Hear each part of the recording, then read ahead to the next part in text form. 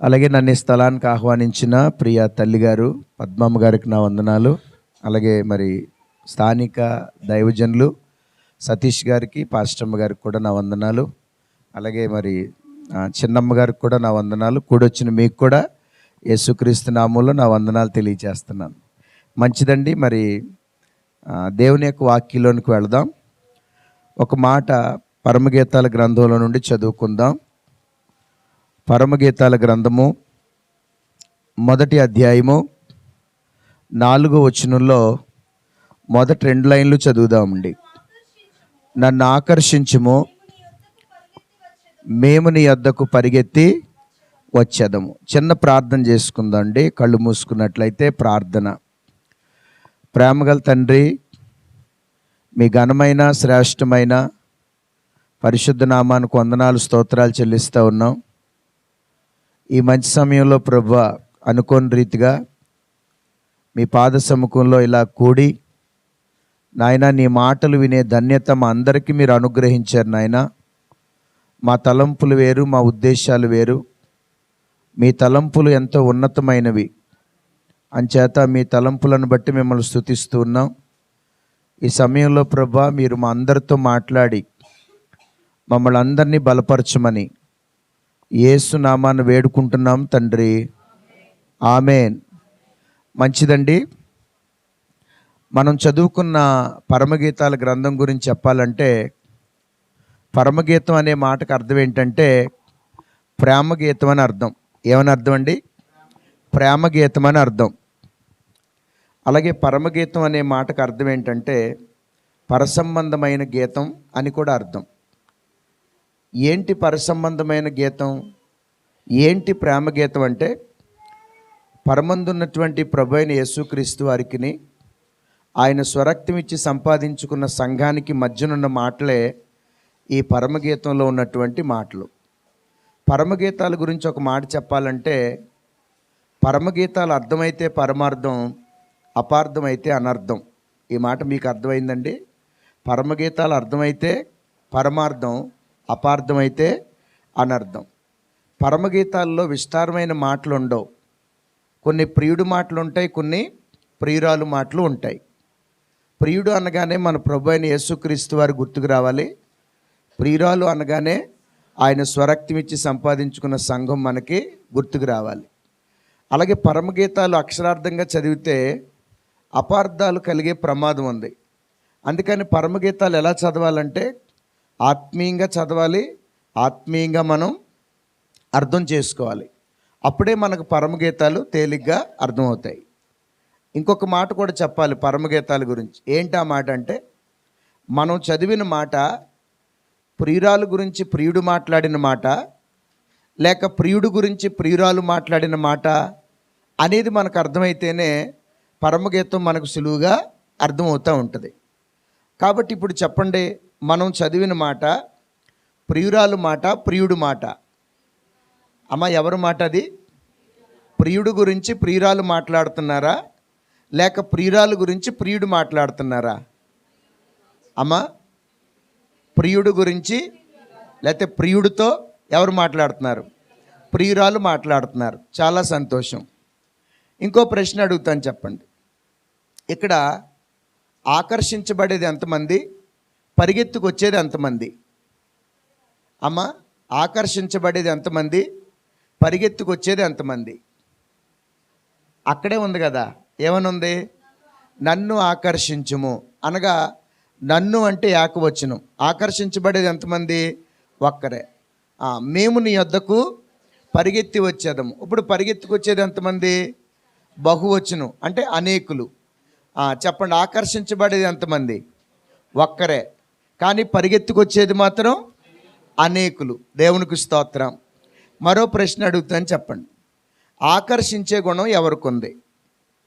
ఆకర్షించే గుణం ఎవరికి ఉందో చెప్పాలి మీరు. చదువుకునే వాళ్ళకి బాగా అర్థమవుతుంది. ఆకర్షించే గుణం ఎవరికి ఉంది? అమ్మా, మొట్టమొదట ఆకర్షించే గుణం ఎవరికి ఉంది? అయస్కాంతానికి ఉంది. ఎవరమ్మా చెప్పారు? పాస్టమ్మ గారు చెప్పారు. దేవుని స్తోత్రం. ఆకర్షించే గుణం ఎవరికి ఉందండి? అయస్కాంతానికి ఉంది. ఇప్పుడు ఆకర్షించే గుణం ఇంకెవరికి ఉందో చెప్పాలి అమ్మా. ఆకర్షించే గుణం ఇంకెవరికి ఉంది? భూమికి. ఇప్పుడు ఆకర్షించే గుణం ఎవరికి ఉందండి? భూమికి కూడా ఆకర్షించే గుణం ఉంది. ఏదైనా ఒక వస్తువు పైకేస్తే మళ్ళీ ఎక్కడికి వచ్చేది? అది కిందకు వచ్చేది. కాబట్టి ఆకర్షించే గుణం భూమికి ఉంది. మూడోది ఆకర్షించే గుణం ఎవరికి ఉంది అమ్మా? మన ప్రభు అయిన యేసుక్రీస్తు వారికి కూడా ఆకర్షించే గుణం ఉంది. అవునా కాదండి? నేను పాపులను పిలవచ్చితిని, నీతిమంతులు నేను పిలవరాలేదు. ఒక విచిత్రమైన మాట ఏంటంటే, అయస్కాంతం అన్నిటినీ ఆకర్షిస్తుందా? వేటిని ఆకర్షిస్తుంది? ఇనప మొక్కలను మాత్రమే ఆకర్షిస్తుంది. యేసు ప్రభు కూడా అంతే. ఆయన అందరినీ ఆకర్షించడు. ఎవరు అయితే నేను పాపిని అని ఒప్పుకుంటారో వాళ్ళనే ఆకర్షిస్తాడు తప్ప, నేను నీతిమంతుని అనుకుంటే ఆయనతో మనకు పని లేదు, మనతో ఆయనకు కూడా పని లేదండి. కాబట్టి ఇప్పుడు చెప్పండి, ఆకర్షించే గుణం ఎవరికి ఉందంటే, ఒకటికి అయస్కాంతానికి ఆకర్షించే గుణం ఉంది, రెండవది భూమికి ఆకర్షించే గుణం ఉంది, మూడవది యేసుక్రీస్తు ప్రభు వారికి కూడా ఆకర్షించే గుణం ఉంది. ఇప్పుడు ప్రియురాలు అంటున్న మాట ఏంటంటే, ప్రియుడా మీరు నన్ను ఆకర్షించండి, నేను అనేకులను ఆకర్షిస్తాను అంటా ఉంది. ఇప్పుడు ఆకర్షించబడేది ఎలాగో, అనేకులను ఆకర్షించేది ఎలాగో, పరిగెత్తుకొచ్చేది ఎలాగో వాక్యంలో నుండే మనం నేర్చుకుందాం. ఇప్పుడు అందరూ యెహోషువ గ్రంథంలోకి రండి. యెహోషువ గ్రంథంలోనికి రండి. యెహోషువ గ్రంథము 2వ అధ్యాయం మొదటి నుంచి చదువుదాం.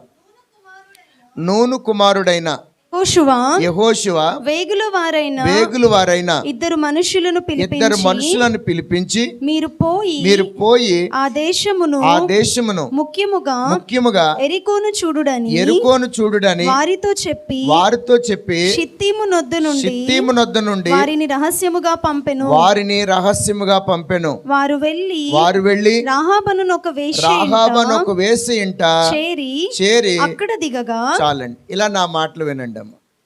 ఇశ్రాయేల్ ప్రజలు కానాన్ దేశానికి ప్రయాణం చేస్తున్నారు. వాళ్ళని నడిపించే నాయకుడు ఎవరంటే మోషే. ఎవరండి?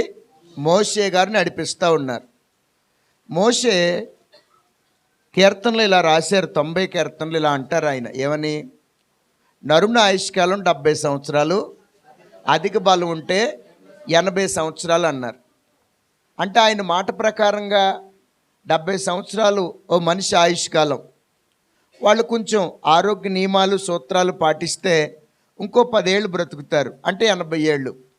80 ఏళ్ళకి ఆ మనిషి చనిపోవాలి. ఆ మాట ఎవరు రాశారు? మోషే గారు రాశారు. అయితే విచిత్రం ఏంటంటే, మోషేకి 80 సంవత్సరాల వయసు వచ్చాక దేవుడు సేవ చేయమని పిలిచాడు. అవునండి కాదా? మోషే వయసు ఎంత మొత్తం అంటే 120 సంవత్సరాలు. 3 భాగాలు విడదీస్తే 40 సంవత్సరాలేమో ఐగుప్తులో రాణి కుమారుడిగా ఎదిగాడు ఆయన. 40 సంవత్సరాలేమో మిద్యాన్ అరణ్యంలో గొర్రెలు మేపాడు. 40 సంవత్సరాలు ఇశ్రాయేలీలను అరణ్యంలో నడిపించాడు. అంటే ఇప్పుడు 80 సంవత్సరాల వయసులో దేవుడు దేనికి పిలిచాడు? ఆయన్ని సేవ చేయటానికి పిలిచాడు.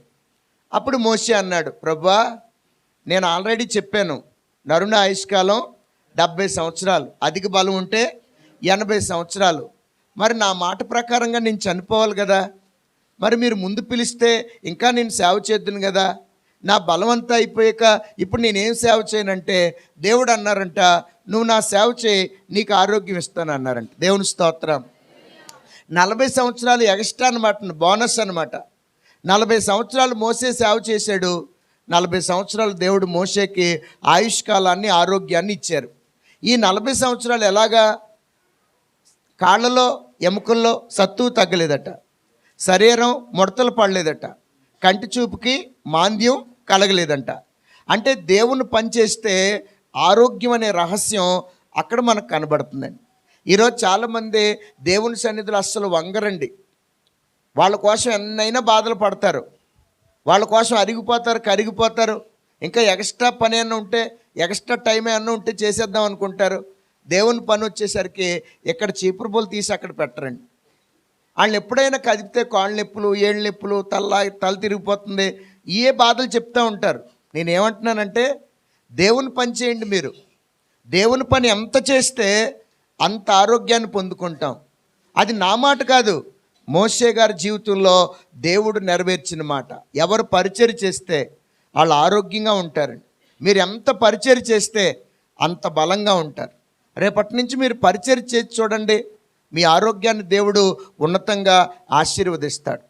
సరే, మోషే 120 సంవత్సరాలు సేవ అయిపోయింది, దేవుడుతో నిబంధన పూర్తయింది. దేవుడు అన్నాడు, మోషే ఇంక నువ్వు నాతో పాటు వచ్చి అని నెబో శిఖరం మీద నుండి మోషేని తీసుకెళ్ళిపోయాడు. మోషే అన్నాడు, ప్రభువా నేను చనిపోతే మరి ఇశ్రాయేల్ పరిస్థితి ఏంటంటే, నీ పరిచారకుడు నూను కుమారుడైన యెహోషువాని నిలబెట్టి అన్నాడు. దేవుని స్తోత్రం. ఇప్పుడు యెహోషువ నాయకుడు అయ్యాడు. అంటే మీరు అర్థం చేసుకోండి, యెహోషువాని దేవుడు నాయకుడిగా చేయటానికి అనేక కారణాల్లో ఒక కారణం ఏంటంటే పరిచర్య చేయటం. ఎవరికండి? మోషే గారికి పరిచర్య చేయటం. ఆయనకు 120 ఏళ్ళు. అలాంటి పెద్ద ఆయనకి ఎన్ని అవసరాలు ఉంటాయండి? ఆ అవసరాలన్నీ దగ్గరుండి ఎవరు చూసుకునేవారు? యెహోషువ చూసుకునేవాడు. ఈరోజు మీ పిల్లలకి మీరు చెప్పండి, అమ్మ సమయానికంటే ముందెళ్ళండి, అక్కడ బరకాలు వేయలేమో, సౌండ్ సిస్టమ్ ఏర్పాటు చేయలేమో, ఒకవేళ ఏమన్నా వచ్చే వాళ్ళకే మంచినీళ్ళు అవి ముందుగా తెచ్చి అక్కడ సిద్ధపరచలేమో, వంటల కార్యక్రమం ఉంది, ఒకవేళ ముందుగా వెళ్ళి ఆ వంటలకు అవసరమైన కూరగాయలు తరగాలేమో, కావాలంటే ఇంకేమన్నా ఆ పొయ్యిలు అవి దగ్గరుండి చూడాలేమో. ఏ పని ఉంటే ఆ పని మీరు చెయ్యండి అని చెప్పి మన పిల్లల్ని ఏం చేయాలి? ప్రోత్సహించాలి. అలా పిల్లలు పరిచర్య చేస్తే అమ్మా మీరు ఇవ్వలేనటువంటి ఉన్నతమైన భవిష్యత్తు దేవుడు ఇస్తాడు. దేవుని స్తోత్రం. యెహోషువ తల్లిదండ్రులు వాళ్ళు ఎలాంటి వారో బైబిల్లో రాయబడలేదు. కానీ యెహోషువ మోషేకి పరిచర్య చేయటం ద్వారా దేవుడు యెహోషువ గురించి చెప్పినప్పుడల్లా అంటాడు, నీ పరిచారకుడు నూను కుమారుడైన యెహోషువ అంటాడు. అంటే దేవుడు యెహోషువలో ఏం చూశాడు? పరిచర్య చూశాడు.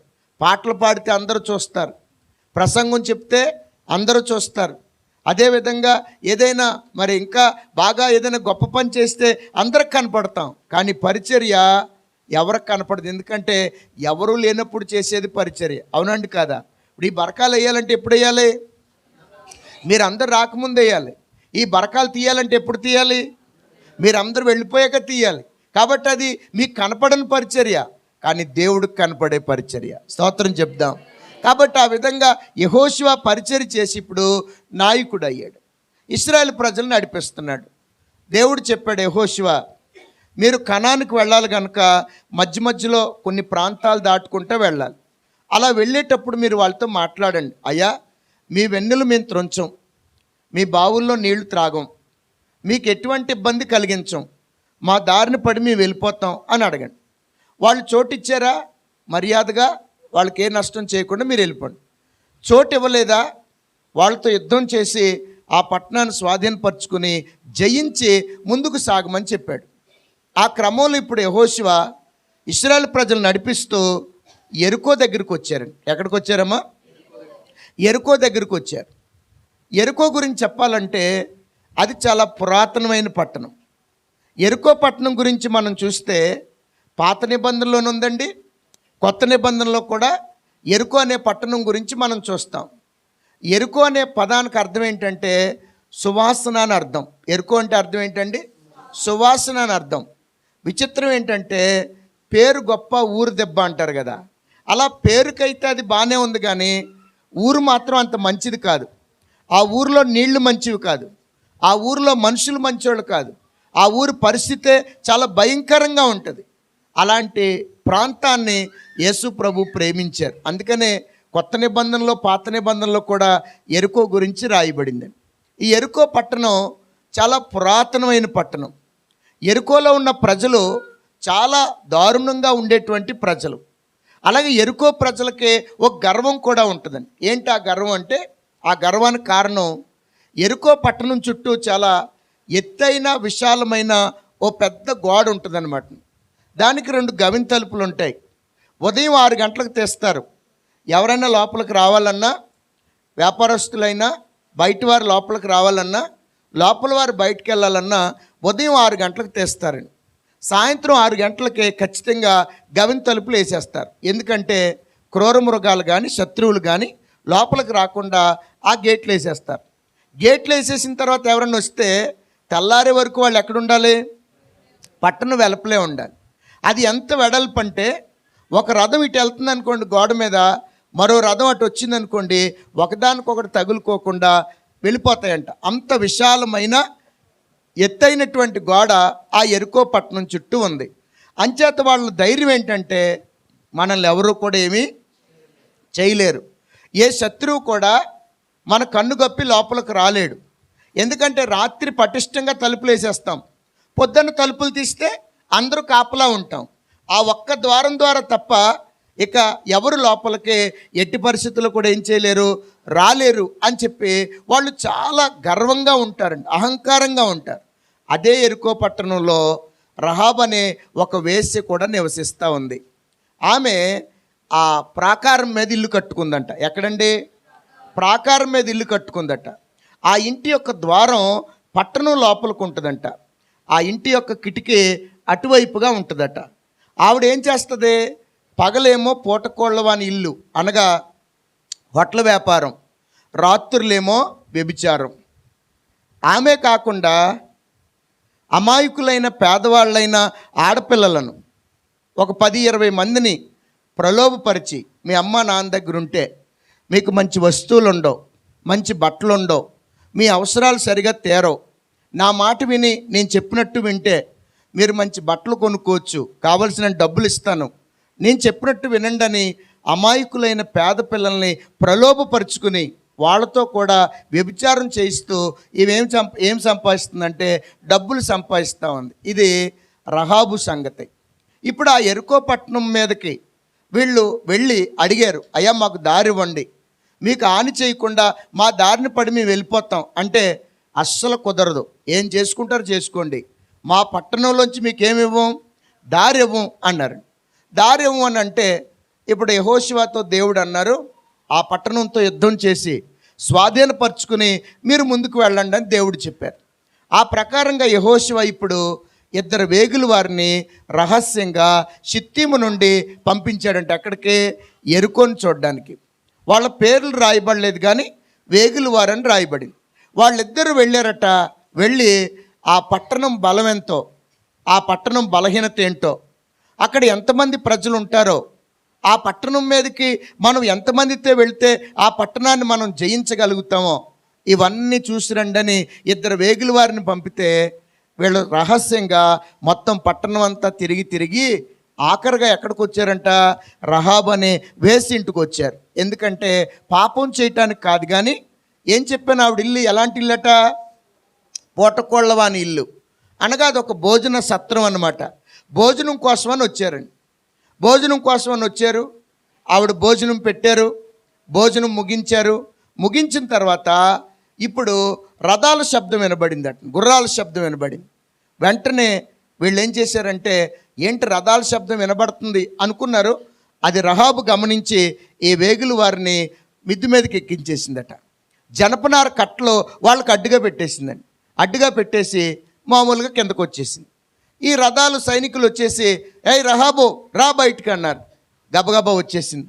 అయ్యా చెప్పండి, ఎవరో వేగుల వారు వచ్చారట, మన ప్రాంతం అంతా వేగు చూశారట, వాళ్ళు నీ ఇంటికి వచ్చారని రాజుగారికి సమాచారం అందింది, మర్యాదగా వాళ్ళని అప్పగిస్తావా లేదా అని అడుగుతున్నారండి. అప్పుడు రహాబ్ అంటుంది, అయ్యా ఒక్కసారి అయ్యా, నా ఇంటికి చాలామంది వస్తూ ఉంటారు, భోంచేసి డబ్బులు ఇచ్చి వాళ్ళ దారిని వెళ్ళిపోతారు. మరి మీరు అన్నట్టుగా ఎవరో వచ్చే ఉండొచ్చు, భోంచేసేసి వాళ్ళ దారిని వాళ్ళు వెళ్ళిపోయారయ్యా, నా దగ్గర ఎవరు లేరు, కావాలంటే వచ్చి చూసుకోండి. మీరు గవిన్ తలుపులు వేయబడకముందు ఒకవేళ వెళ్తే వారిని పట్టుకోగలుగుతారేమో, కాబట్టి నా దగ్గర సమయం వృధా చేయకుండా మీరు వెళ్ళి చూడండి, తరిమి చూడండి, వాళ్ళు దొరుకుతారేమో అనగానే ఆ మాటలు నమ్మి వాళ్ళు ఏం చేశారట, పట్టణం బయటికి వెళ్ళిపోయారండి. చాలా దూరం వెళ్ళిన వేగుల వారు ఏం చేయలేదు, కనబడలేదు. కనబడినప్పుడు ఇక వాళ్ళు గవని తలుపులు వేసేశారు. ఆ వెళ్ళిన వాళ్ళు మళ్ళీ లోపలికి రావాలంటే ఎప్పుడు వస్తారు? తెల్లారే వరకు లోపలికి వచ్చే అవకాశము లేదు. ఇప్పుడు రహాబ్ ఏం చేసిందట? చదవండి అమ్మ, 9వ వచనం నుంచి చదువుదాం. యెహోషువ గ్రంథం 2వ అధ్యాయం 9 నుంచి.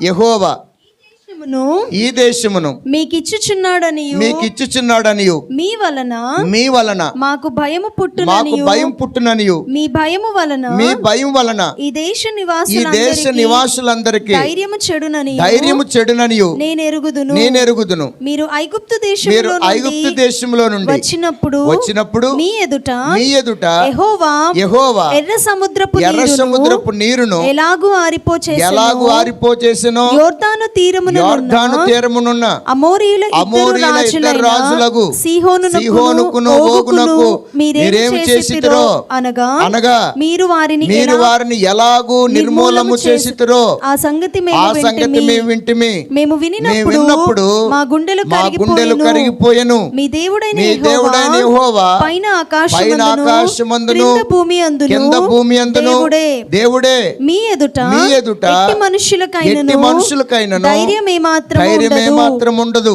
నేను మీకు ఉపకారం చేసి గనుక మీరును నా తండ్రి ఇంటికి ఉపకారం చేసి నాకు నిజమైన ఆనవాళ్ళు ఇచ్చి నా తండ్రియు నా తల్లియు నా అన్నదమ్ములను నా అక్క చెల్లెండ్రును వారికి కలిగిన వారందరూ చావకుండా బ్రతుకనిచ్చి రక్షించినట్లుగా దయచేసి యెహోవా తోడని ప్రమాణము చేయుడనెను. చాలండి అమ్మా, ఇంక బైబిల్ మూసేయండి అమ్మా, ఇంక బైబిల్తో పని లేదు. ఎక్కువ చదివించాను కదా, ఇక మీరేం చదవక్కర్లేదు. నేను చెప్తాను, నా వైపు చూసి అలా వినండి చాలు. ఇప్పుడు వేగులు వారు పండుకోవడానికి ముందు ఈమె ఎక్కడికి వెళ్ళారట? ఆ మిద్ది మీదకి వెళ్ళారట. వెళ్ళి, అయ్యా మీ దేవుడు ఖచ్చితంగా ఈ దేశాన్ని మీకు ఇచ్చుచున్నాడని, అసలు మీ దేవుని గురించి వింటే ఎట్టి మనుషులకైనా ధైర్యం చెడిపోద్దని, అసలు మీ దేవుడు ఎంత గొప్పోడంటే మీకోసం ఎర్ర సముద్రాన్ని 2 పాయలుగా చీల్చాడని, యోర్దాను తీరమునున్న అమోరీల రాజులకు ఇద్దరు సీహోను ఓగును మీరు ఎలాగా హతం చేశారో, ఇలాంటివన్నీ విన్నప్పుడు మా గుండెలు కరిగిపోయాయని ఇలాగ అన్నీ చెప్తుందండి ఆవిడ. ఎక్కడో ప్రశ్న అడుగుతాను, చెప్పండి. అన్యులకు మనం సువార్త చెప్పాలా, అన్యులు మనకు సువార్త చెప్పాలా? అమ్మా, మనమే అన్యులకి ఏం చెప్పాలి? ఇప్పుడు రహాబు అన్యురాలా, దేవుని బిడ్డ? అన్యురాలు. ఆ వేగుల వాళ్ళు దేవుని బిడ్డలా, అన్యులా? మరి ఎవరెవరికి సువార్త చెప్తున్నారు? అన్యురాలు దేవుని బిడ్డలైన వాళ్ళకి దేవుని గొప్పతనం చెప్తుంది. గట్టిగా స్తోత్రం చెప్పండి. అసలు మనం ఎప్పుడైనా ఎవరికైనా ఇలా మన దేవుని గొప్పతనం చెప్పామా? ఎప్పుడైనా ఎక్కడైనా మన దేవుడు ఇలా ఆశ్చర్యకరని చెప్పామా? నిజంగా అన్యులు ఎంత గొప్పవాళ్ళు అంటే, ఎవరైనా మాల వేసుకున్నారనుకోండి, భవానీ మాల వేసుకున్నావా అంటారు. స్వామి అయ్యప్ప మాల వేసుకుంటే స్వామి అయ్యప్ప మాల వేసుకున్నావా అంటారు. యేసుప్రభుని నమ్ముకుంటే దేవుణ్ణి నమ్ముకున్నావా అంటారు. అంటే దేవుడని ఎవరు గుర్తిస్తున్నారు? వాళ్ళే అంటారు. దేవుని స్తోత్రం. ఎంత గొప్ప దేవుడు అండి మనం ఆరాధించే దేవుడు. అన్యులు కూడా ఆయన ఏమని ఒప్పుకుంటున్నారు? దేవుడని ఒప్పుకుంటున్నారు. సరే, ఇప్పుడు ఇలా మాట్లాడుతూ అందావిడ, అయ్యా నేను మీకు ఉపకారం చేశాను, ఎందుకంటే సైనికుల చేతుల్లో పడితే మీ ప్రాణాలు పోతాయి, కాబట్టి నేను మీకు ఉపకారం చేశాను. మీరు కూడా నాకేం చేయాలి? ఉపకారం చేయాలి. మీరు వెళ్ళేటప్పుడు నాకు నిజమైన ఆనవాళ్ళు ఇచ్చి మీరు వెళ్ళాలి. ఈ పట్టణానికి మీరు వచ్చినప్పుడు ఆ ఆనవాళ్ళ ద్వారా నా తండ్రిని, నా తల్లిని, నా అన్నదమ్ముల్ని, నా అక్క చెల్లెండ్రిని, వారికి కలిగిన వారందరినీ మీరు కాపాడుతానని నాకేమి ఇవ్వాలి? మాట ఇవ్వాలి అని అడిగిందంట. అప్పుడు వీళ్ళు అంటున్నారు, అమ్మ అన్నీ నువ్వే మాట్లాడేస్తున్నావు, మమ్మల్ని ఏం మాట్లాడినివ్వా అనలేదు. కానీ నేను అంటున్నాను, అక్కడ ఎవరి మాటలు ఉన్నాయండి ఎక్కువ? ఆవిడే మాట్లాడేస్తుంది అన్నీ. వేగుల వాళ్ళు ఏమన్నా మాట్లాడారా? ఏం మాట్లాడలేరు. కాబట్టి అమ్మ అన్నీ నువ్వే మాట్లాడేస్తున్నావు, మరి మాకు ఏదైనా ఒక మాట్లాడడానికి అవకాశం ఇస్తావా అన్నట్లుగా వాళ్ళు అలా చూస్తూ అన్నారు. అమ్మ నువ్వు అడిగింది తర్వాత చూద్దాం. మొట్టమొదటి మాట ఏంటంటే, అసలు మేము బైబిల్ పట్టుకోలేదు, తెల్లబట్టలు వేసుకోలేదు. వేగుల వాళ్ళు అంటే ఏ వేషంలో ఉంటారు? మారు వేషంలో ఉంటాం. మరి మారు వేషంలో ఉన్న మమ్మల్ని దేవుని బిడ్డలుగా నువ్వు ఎలా గుర్తించి మా దేవుని గొప్పతనం మాకు చెప్పావు అని అడిగారండి. దేవుని స్తోత్రం. అప్పుడు ఆవిడ అన్న మాట ఏంటో తెలుసా? అయ్యా నేను పగటిపూట హోటల్ వ్యాపారం చేస్తాను, రాత్రి సమయాల్లో నేను మీ దగ్గర ఒప్పుకుంటున్నాను, వేశ్యగా వ్యభిచార వృత్తిని నేను కొనసాగిస్తూ ఉంటాను. నా దగ్గరికి ఎంతోమంది పురుషులు వస్తారయ్యా. పగటి సమయాల్లో చాలా జమీందారులుగా, చాలా ఉందాతనంగా ఉంటారు. కానీ రాత్రులు వాళ్ళు నా దగ్గరికి వచ్చినప్పుడు వాళ్ళు దిగజారుడు మాటలు, దిగజారుడు స్వభావం, దిగజారుడు ఆ పద్ధతులన్నీ నేను చూస్తూ ఉంటాను. నా జీవితంలో ఎంతమంది పురుషులు నేను చూశాను, కానీ మీలో నేను ఇప్పుడు దైవత్వాన్ని చూస్తున్నానయ్యా. స్తోత్రం చెప్పండి. మీలో నేనేం చూస్తున్నాను? దైవత్వాన్ని చూస్తున్నాను. మిమ్మల్ని చూసిన తర్వాత నాకు నా మీదే అసహ్యం కలిగిందయ్యా. కొన్ని రోజులు బ్రతికినా మీలాగా బ్రతకాలని నేను అనుకుంటున్నానయ్యా. అందుకని మీరు ఈ పట్టణాన్ని స్వాధీనపరుచుకున్నప్పుడు మీలో ఒక్కటిగా నన్ను ఉండనివ్వండి అయ్యా అని చెప్పిందండి. ఎంత అద్భుతమైన మాట అండి. అసలు ఈరోజు మనం తెల్లబట్టలు వేసుకుని బైబిల్ పట్టుకొని పదే పదే నేను దేవుని బిడ్డనని చెప్తూ ఉంటాం, కానీ మనం చెప్పడం కాదండి, ఎక్కడ కనపడాలంటే మన ప్రవర్తనలో కనపడాలి. ఆమె అంటుంది, మీరు వచ్చినప్పటి నుంచి నేను చూస్తున్నానయ్యా, మీరు కూర్చునే విధానం, మాట్లాడే విధానం, మీరు ప్రవర్తించే విధానం, ఇవన్నీ నేను చూస్తూ ఉంటే మీలో నాకు దైవత్వం కనపడి మీరు చెప్పకుండానే మీరు దేవుని బిడ్డలని నేను గుర్తించాను అంటుంది ఆమె. దేవుని స్తోత్రం. మన మాటల ద్వారా కాకుండా మన క్రియల ద్వారా మనం ఎవరిని చూపించాలండి? మన ప్రభువుని చూపించాలి. బైబిల్లో ఎన్ని సువార్తలు ఉన్నాయి అమ్మా? బైబిల్లో ఎన్ని సువార్తలు ఉన్నాయి? 4 సువార్తలు ఉన్నాయి. 5వ సువార్త నువ్వు అవ్వాలట, 5వ సువార్త నేను అవ్వాలట. నా ప్రవర్తనలో, నా వేషధారణలో, నా నడవడికలో నేను నా ప్రభువుని చూపించగలగాలి. అమ్మా, నిజంగా మీరు ఇంతలాగా మాట్లాడుతున్నారు, ఇంత దయ చూపిస్తున్నారు, మీరు యేసు ప్రభువుని నమ్ముకున్నారా? ఎలా తెలుసు నీకు అంటే మీలో నాకు ఆ దైవత్వం కనపడుతుందమ్మా. నిజమండి. మనం దారిని పోతూ ఉంటే ఆ చూసిన వాళ్ళకి కూడా అదే అనిపించాలి. ఆ చెల్లి దేవుని మందిరానికి వెళ్తారు, ఆ తమ్ముడు అన్నయ్య దేవుని మందిరానికి వెళ్తారు. వాళ్ళు వచ్చేటప్పుడు వెళ్ళేటప్పుడు నిజంగా వాళ్ళలో దైవత్వం ఉట్టిపడతా ఉంటుందండి. ఎంత పద్ధతిగా, ఎంత దైవికంగా వాళ్ళని చూస్తే గౌరవించాలనే భావం తప్ప మరొక భావన కలగదండి. అంత అద్భుతంగా ఆత్మీయంగా ఉంటారు వాళ్ళు అన్నట్టుగా మనం ప్రవర్తించగలుగుతున్నామా? ఆలోచించండి దేవుని బిడ్డలుగా. ఒకసారి సాధు సుందర్ సింగ్ గారు, మరి మీకు చెప్పానో లేదో, సాధు సుందర్ సింగ్ గారు ట్రైన్లో వెళ్తున్నారట. ఆయన విండో పక్కన కూర్చున్నారు. ట్రైన్ అంతా చాలా కిక్కిరిసిపోయి ఉందండి, చాలా రష్గా ఉంది ట్రైను. అయితే ఎదురుగా ఒక సాధువు గారు కాషాయ వస్త్రాలు వేసుకుని ఒక సాధువు గారు కూర్చున్నారు. ఆయన ఓ మూట పక్కన పెట్టుకుని కూర్చున్నారు. భోగి అంతా చాలా రష్గా ఉంది, రద్దీగా. ఇప్పుడు ఒక యవనస్తుడు వచ్చి అన్నాడు, ఏమండి ఆ మూట తీసుకుని ఒళ్ళో పెట్టుకుంటే ఇంకొకరు ఎవరన్నా కూర్చుంటారు కదా, గర్భిణీ స్త్రీలు ఉన్నారు, ముసలోళ్ళు ఉన్నారు, పాలిచ్చే ఆ తల్లి బిడ్డలు ఉన్నారు, ఆ మూట ఒళ్ళో పెట్టుకోవచ్చు కదా అన్నాడట కుర్రోడు. వెంటనే ఆ సాధువు కోపం వచ్చి, ఎరా ఏమనుకుంటున్నావు నేనంటే, నేనేంటో నీకు చూపిస్తాను చూడు అని ఆ మూట విప్పి ఓ తాళపత్ర గ్రంథం తీసి ఇలా చదువుతూ అలా చూస్తూ, ఇలా చదువుతూ అలా చూస్తున్నాడండి. ఒక్క 5 నిమిషాలకి ఆ కుర్రోడు ముక్కులోంచి రక్తం కారి సొమ్మశీలు గిలగిల కింద పడి కొట్టుకుని మూర్ఛిల్లిపోయాడండి. ఎప్పుడైతే అది చూశారో జనమంతా పటాపంచలై పారిపోయారండి. భోగిలు ఎవరు లేరు, ఖాళీ అయిపోయింది భోగి అంతా. ఎదురుగా కూర్చున్న సాధు సుందర్ సింగ్ గారు ఇదంతా చూసి అలా చిన్న చిరునవ్వు నవ్వి మామూలుగానే ఆయన కళ్ళు మూసుకున్నారు. ఈ సాధుకు మళ్ళీ కోపం వచ్చింది. అందరికీ నేనంటే భయం వచ్చింది, నేనంటే నీకు భయం కలగలేదా? నీకు కూడా నా శక్తి ఏంటో చూపిస్తాను చూడు అని మళ్ళీ తాళపత్రం తీసి ఇలా చూస్తూ చదువుతూ ఆయన వైపు చూస్తున్నాడు, చదువుతున్నాడు. ఒక 5 నిమిషాల కండి ఆ సాధువు గారికి ముక్కులో దగ్గర ఏదో అనిపిస్తే ఇలా చూసుకున్నాడట. సాధువు గారి ముక్కులోంచి ఏం కారుతుంది? రక్తం కారుతుందట. ఒక్కసారి ఏంటి నాకు రక్తం కారుతుందని ఇలా సాధు సుందర్ సింగ్ వైపు చూసి పెద్ద కేక పెట్టి ఆయన చెప్పిన మాట ఏంటో తెలుసా? నీలో ప్రకాశవంతమైన, మహిమాన్వితమైన, తేజోవంతుడైన మరొక ఆయన కనబడతా ఉన్నాడు. ఆయన ముందు నా శక్తి ఏమాత్రం కూడా సరిపోవట్లేదని కింద పడి గిలగిల కొట్టుకుని మూర్ఛిల్లిపోయాడట. హల్లెలూయా. అప్పుడు సాధు సుందర్ సింగ్ గారు లేచి ప్రార్థన చేసి ఇద్దరికిని ముగించేసరికి ఇద్దరు లేచారంట.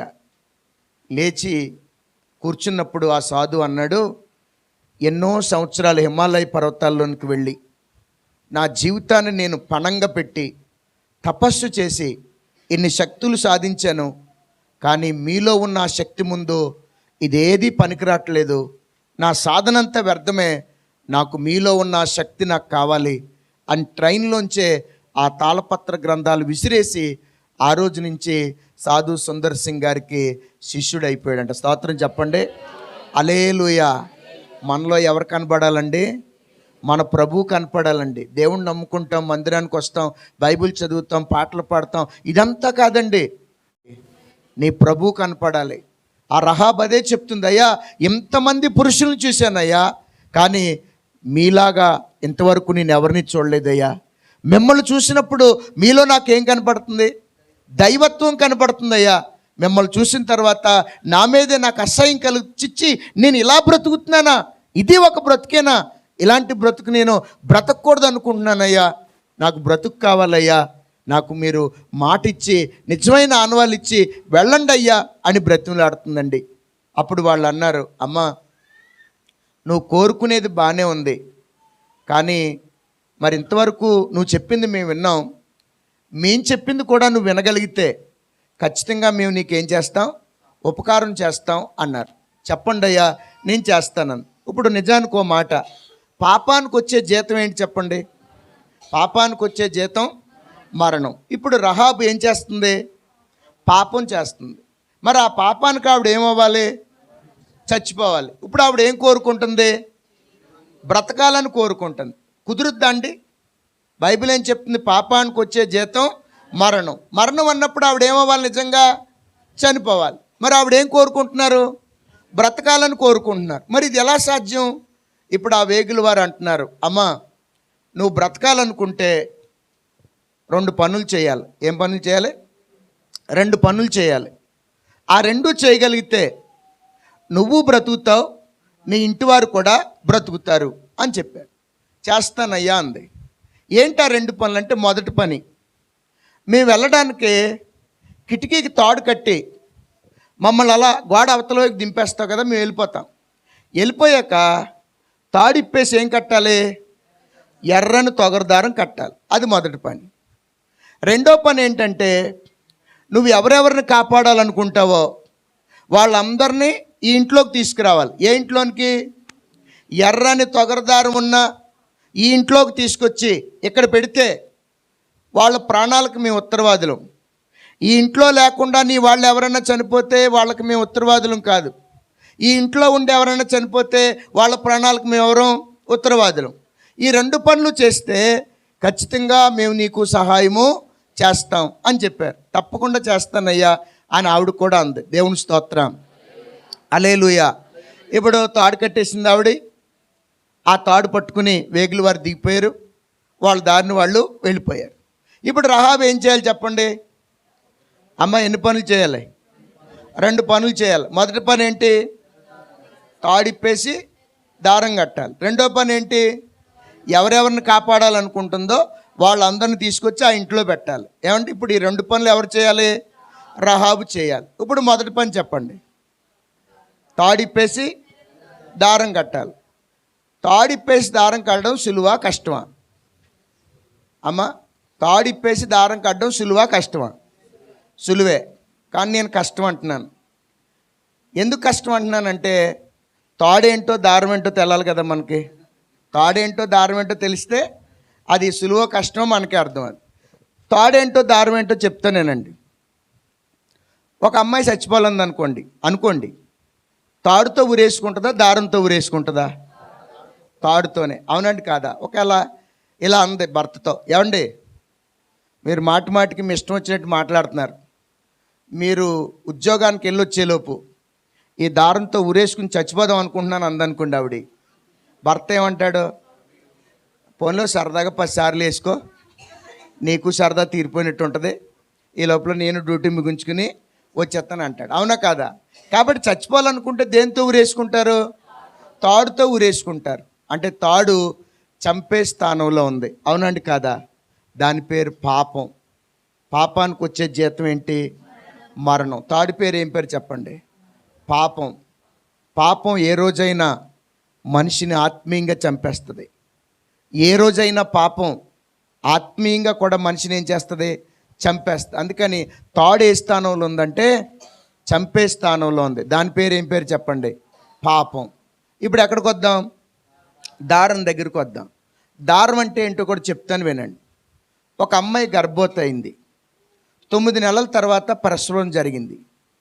బిడ్డ తల్లి కడుపులోంచి బయటకు వచ్చాక తల్లికి బిడ్డకు సంబంధం ఉంటుంది. ఏ బంధం? పేగు బంధం. అవునా కాదండి? మంత్రసాని ఏం చేస్తుందంటే పేగును కత్తిరిస్తారు. కత్తిరించి బిడ్డ బొడ్డు దగ్గర ఏం కడతారు? దారం కడతారు. దారం కట్టకపోతే గాలి ఇన్ఫెక్షన్ లోపలికి వెళ్ళిపోయి బిడ్డ ఏమైపోద్ది? చచ్చిపోద్ది. మీ అందరికీ నాకు తెలియకుండానే జరిగిన ఒక కార్యం ఏంటంటే, మనం పుట్టినప్పుడు మనందరికీ, నాతో సహా మీ అందరికీ ఏం కట్టారు? దారం కట్టారు. కాబట్టి మనందరం ఎలా ఉన్నాం? ఇప్పుడు బ్రతుకున్నాం. దారం కట్టకపోతే చచ్చిపోదాం. అవునండి కాదా? అంటే ఇప్పుడు దారం ఏ స్థానంలో ఉంది? బ్రతికించే స్థానంలో ఉంది. ఆ దారం పేరే ప్రభు అయిన యేసు రక్తం. గట్టిగా స్తోత్రం చెప్పండి. ఆ దారం పేరు ఏం పేరు? ప్రభు అయిన యేసు రక్తం. కాబట్టి వాళ్ళు అన్న మాట ఎంత అర్థవంతంగా ఉందో చూడండి.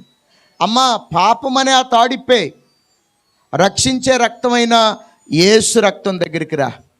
ఈరోజు చాలామంది అండి పాపంలోనే ఉంటూ ప్రార్థన చేస్తున్నారండి. అందుకని ఒక దైవజనుడు ఇలా అన్నాడు, పాపం పాపంలాగా జరిగిపోతుంది, ప్రార్థన ప్రార్థనలాగా జరిగిపోతుంది. అందుకనే చాలామంది క్రైస్తవులు అనబడిన వారు దీవించబడకపోవడానికి కారణం ఏంటంటే, పాపం పాపంలాగా జరుగుతుంది, ప్రార్థన ప్రార్థనలాగా జరుగుతుంది. ఇదంతా ఒక నాటకీయంగా, ఒక వేషధారణగా ఉంది తప్ప మార్పు అనేది లేదు. అందుకనే జీవితాల్లో ఆశీర్వాదం లేదు. దేవుడు ఎప్పుడు ఆశీర్వాదాన్ని ఇవ్వడానికి సిద్ధంగానే ఉన్నాడండి. కానీ మనం ఏం చేయట్లేదు? చూపులు మారలేదు, మాటలు మారలేదు, ప్రవర్తన మారలేదు, నడవడికి ఏం మారలేదండి. ఏదో మందిరానికి వస్తున్నాం, పాటలు పాడుతున్నాం, అన్నీ మామూలే. కొంతమంది గొడవలు మామూలుగానే ఉంటాయి, దెబ్బలాటలు మామూలుగానే ఉంటాయి, అన్నీ మామూలే. మందిరానికి వచ్చి ప్రార్థనలు మామూలే, పాటలు మామూలే. అందుకని నువ్వు ఎక్కడున్నావో ఇన్ని సంవత్సరాలైనా అక్కడే ఉన్నావు. కాబట్టి ఒక వ్యక్తి ఆశీర్వదించబడాలంటే అతను పాపం నుంచి ఏం చేయాలి చెప్పండి? విడుదల పొందాలి. ఆ పాపం అనే తాడిప్పేయాలి, ఆ చంపే తాడిప్పేయాలి. రక్షించే రక్తమైన యేసు రక్తం దగ్గరికి మనం రాగలిగితే నిశ్చయంగా మన దేవుడు మనల్ని బ్రతికిస్తాడు. స్తోత్రం చెప్దామండి. హల్లెలూయా, హల్లెలూయా. నిజమండి, చాలామంది జీవితాల్లో ఉండి మార్పు లేకనండి. మా సంఘంలో ఒక ఆయన గుత్తుల సత్యనారాయణ, ఆయన పేరు చెట్టుబల్జీలు. ఆయన పిల్లలు ఒక రోజున ఏడుస్తా మా ఇంటికి వచ్చారండి. ఏమ్మా అంటే, మా నాన్నగారికి బాగాలేదండి, ఒకసారి రండి అంటే, మా నాన్నగారు నేను వెళ్ళాం ప్రార్థన చేయటానికి. ఏంటి సంగతి అంటే, ఆయన కాలు పుండెడిపోయింది, లోపలికల్లా వెళ్ళిపోయిందండి ఆ పుండు. ఏమ్మా ఏంటంటే, ఏమో తెలియదండి, చిన్న పుండులాగా ఏర్పడి లోపలికల్లా వెళ్ళిపోయిందండి, హాస్పిటల్ తిప్పుతున్నాం కానీ బాగోట్లేదు. మా సొంత పెద్దమ్మ ఇలా చెప్తుంది అందరితో, మా మధ్యగారు కుష్ఠరోగం వచ్చేసింది, వాళ్ళ ఇంటికి వెళ్ళకండి అని చెప్తుందండి. ఆ మాట విన్నప్పుడు మా పెద్దమ్మే అలా చెప్తే చుట్టుపక్కల వాళ్ళందరూ అదోలా చూస్తున్నారు మమ్మల్ని, మాకేం చేయాలో అర్థం కావట్లేదండి. దేవుడు బాగు చేస్తే మేము యేసుప్రభుని నమ్ముకుంటారండి మా నాన్నగారు అని ఏడుస్తా వాళ్ళిద్దరు అమ్మాయిలు చెప్పారండి. సరేనమ్మా, మేము ప్రార్థన చేస్తాం, మీరు కూడా విశ్వాసం ఉంచండి అని మా నాన్నగారు నేను ప్రార్థన చేశామ్మా. నమ్మండి, కొబ్బరి నూనె ఆ గాయంలో వేస్తేనమ్మా 9 పురుగులు బయటకు వచ్చినాయండి. ఇలా మెదులుకుంటా బయటకు వచ్చినాయి 9. ఆ భార్య చంపి వాటిని బయట పారేసింది. రెండో రోజు ప్రార్థన చేయడానికి వెళ్ళి మళ్ళీ నూనె వేసాం, 5 పురుగులు వచ్చినాయండి. మూడో రోజు 3 పురుగులు వచ్చినాయి. 4వ రోజు 1 పురుగు బయటకు వచ్చింది. 5వ రోజు నుంచి పురుగులు లేవు, కానీ గాయం మానుకుంటా వచ్చేసింది. కాలంతా బాగైపోయిందండి. 1 నెల రోజులకి చక్కగా నడిచేస్తున్నాడు ఆయన. ఆయన చెప్పాడు, అయ్యగారండి రోజుకి నేను 3 లీటర్ల సారా తాగేవాడు. వాళ్ళు చాలా వ్యాపారం చేసేవారట. రోజుకి ఎన్ని లీటర్లు? 3 లీటర్లు సారా తాగేవాడట. సారా అమ్మేటప్పుడు మొహం కడుక్కోవడానికి నీళ్లు పొద్దున్నే ఒకవేళ కుదరకపోతే సారా నోట్లో వేసేసుకునండి, ఇలా ఇలా అనేసుకుని పొక్కలించే చూసేసి మళ్ళీ ఏం తాగేసేవాడు ఆయన? సారా. భోజనంలో అందరూ మంచినీళ్ళు తాగుతారు, ఆయన ఏం తాగేవాడు? సారా తాగేవాడు ఆయన. అలాంటి ఆయన ఆ గాయం మానేక మారు మనసు పొందాడు, సంఘంలో చేర్చబడ్డాడు. ఒకరోజు బాప్తీసాలు అవుతున్నాయండి. బాప్తీసం తీసుకుంటానని వచ్చాడు ఆయన. నేను అన్నాను, అబ్బాయి మీకు ఇంకా అప్పుడే కుదరదు, మీలో ఇంకా నిగ్రహం వచ్చిందో లేదో మరి నాకు తెలియాలి కదా, అప్పుడు బాప్తీసం ఇద్దాం, మీరు కంగారు పడకండి అన్న. అప్పుడు మా నాన్నగారి దగ్గరికి వెళ్ళి బ్రతిమలాడి, ఏమంటే నేను చచ్చిపోతే నరకానికి వెళ్ళిపోతాను, నాకేం కావాలి? బాప్తీసం కావాలి అని బ్రతిమలాడితే మా నాన్నగారు అన్నారు, రే బాప్తీసం కోసం ఆయన అంత ఆశపడుతున్నాడు కదా, మరి రేపొద్దున నువ్వు లెక్కప్ చెప్పాలి, ఆయన బాప్తీసం ఇవ్వంటే సరిగ్గా నీటిలో దిగాక నేను చెప్పాను, ఏమండి సత్యనారాయణ గారు, మళ్ళీ మీరు సారా తాగిన చుట్ట కాల్చిన యేసు ప్రభుని మీరే కొరడాలతో కొట్టించిన వాళ్ళు అవుతారు, ఆ మాట గుర్తెట్టుకోండి, దానికి మీరే సమాధానం చెప్పాలి అని చెప్పేసి నేను ఆ మాట చెప్పి బాప్తీసం ఇచ్చానండి. ఒక 5 నెలలు జరిగిన తర్వాత రాజానగరం దగ్గర పజ్జలపేట అని వాళ్ళ పెద్దమ్మాయి ఉంటుందండి, అక్కడికి వెళ్ళాడు ఈయన. అక్కడ వాళ్ళు సారా వ్యాపారం చేస్తారు. వాళ్ళ అల్లుడు అంటే టిన్నుతో తెచ్చాడంట 5 లీటర్ల సారా.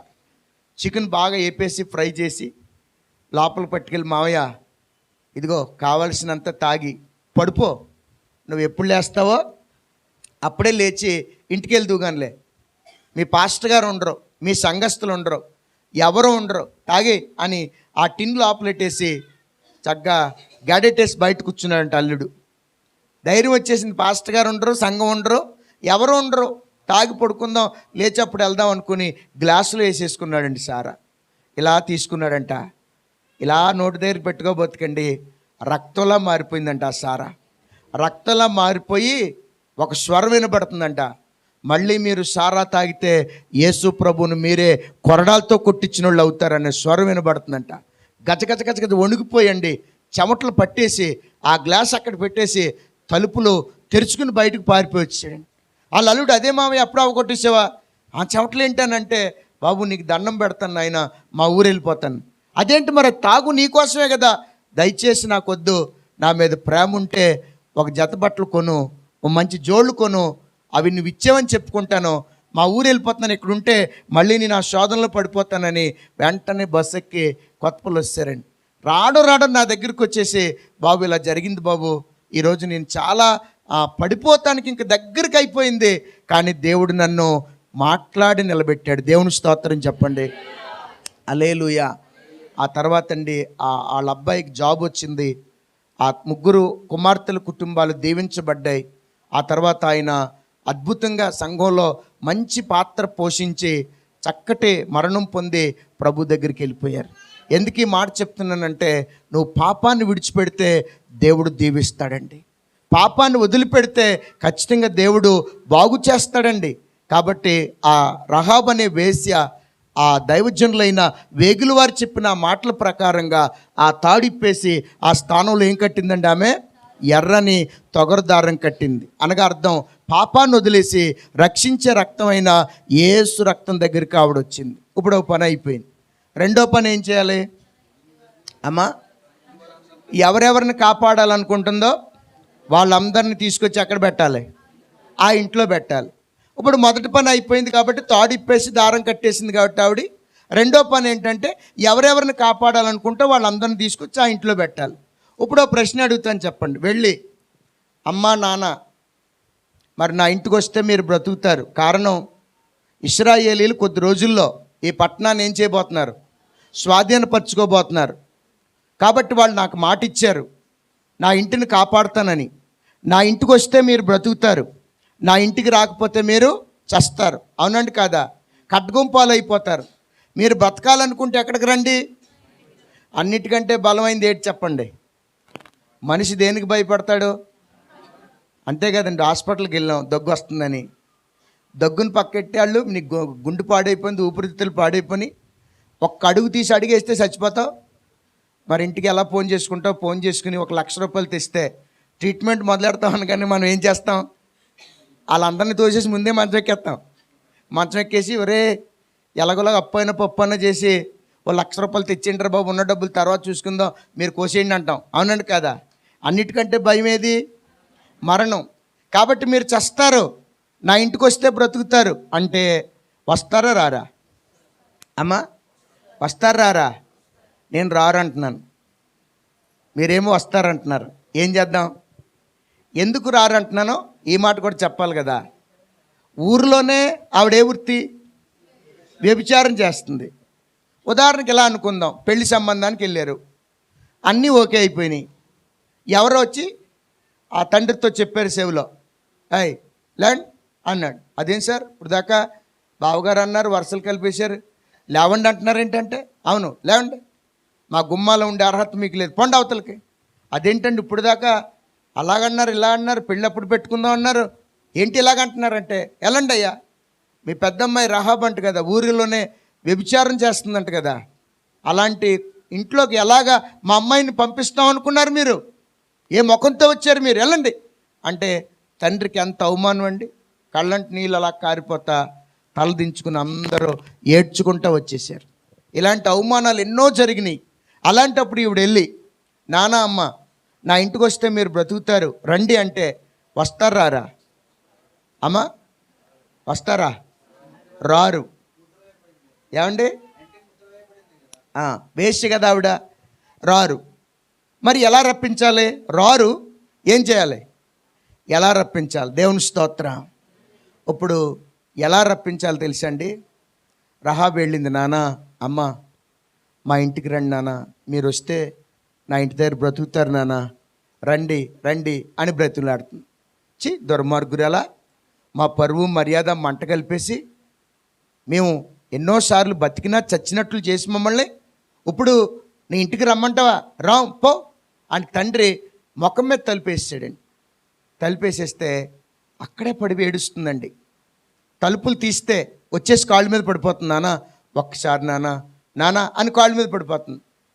ఒక రోజు అయిపోయింది, 2 రోజులు అయిపోయినాయి, 3వ రోజు వాళ్ళ అమ్మ అంటుంది, ఏమండి దాని గురించి మీకు తెలుసు కదా, మొండిది. ఎవరో రహాబ్ ఎవరో చాలా మొండిదండి, 3 రోజుల నుంచి పచ్చి మంచీలు తాగకుండా అలాగే ఉందండి, దాని గురించి మీకు తెలుసు కదా, ఒక్క మాట అంటే 100 మాటలు అనేది, 100 మాటలన్నా ఒక్క మాట అంటలేదు, అదే మారుమనసు అంటే. స్తోత్రం చెప్పండి.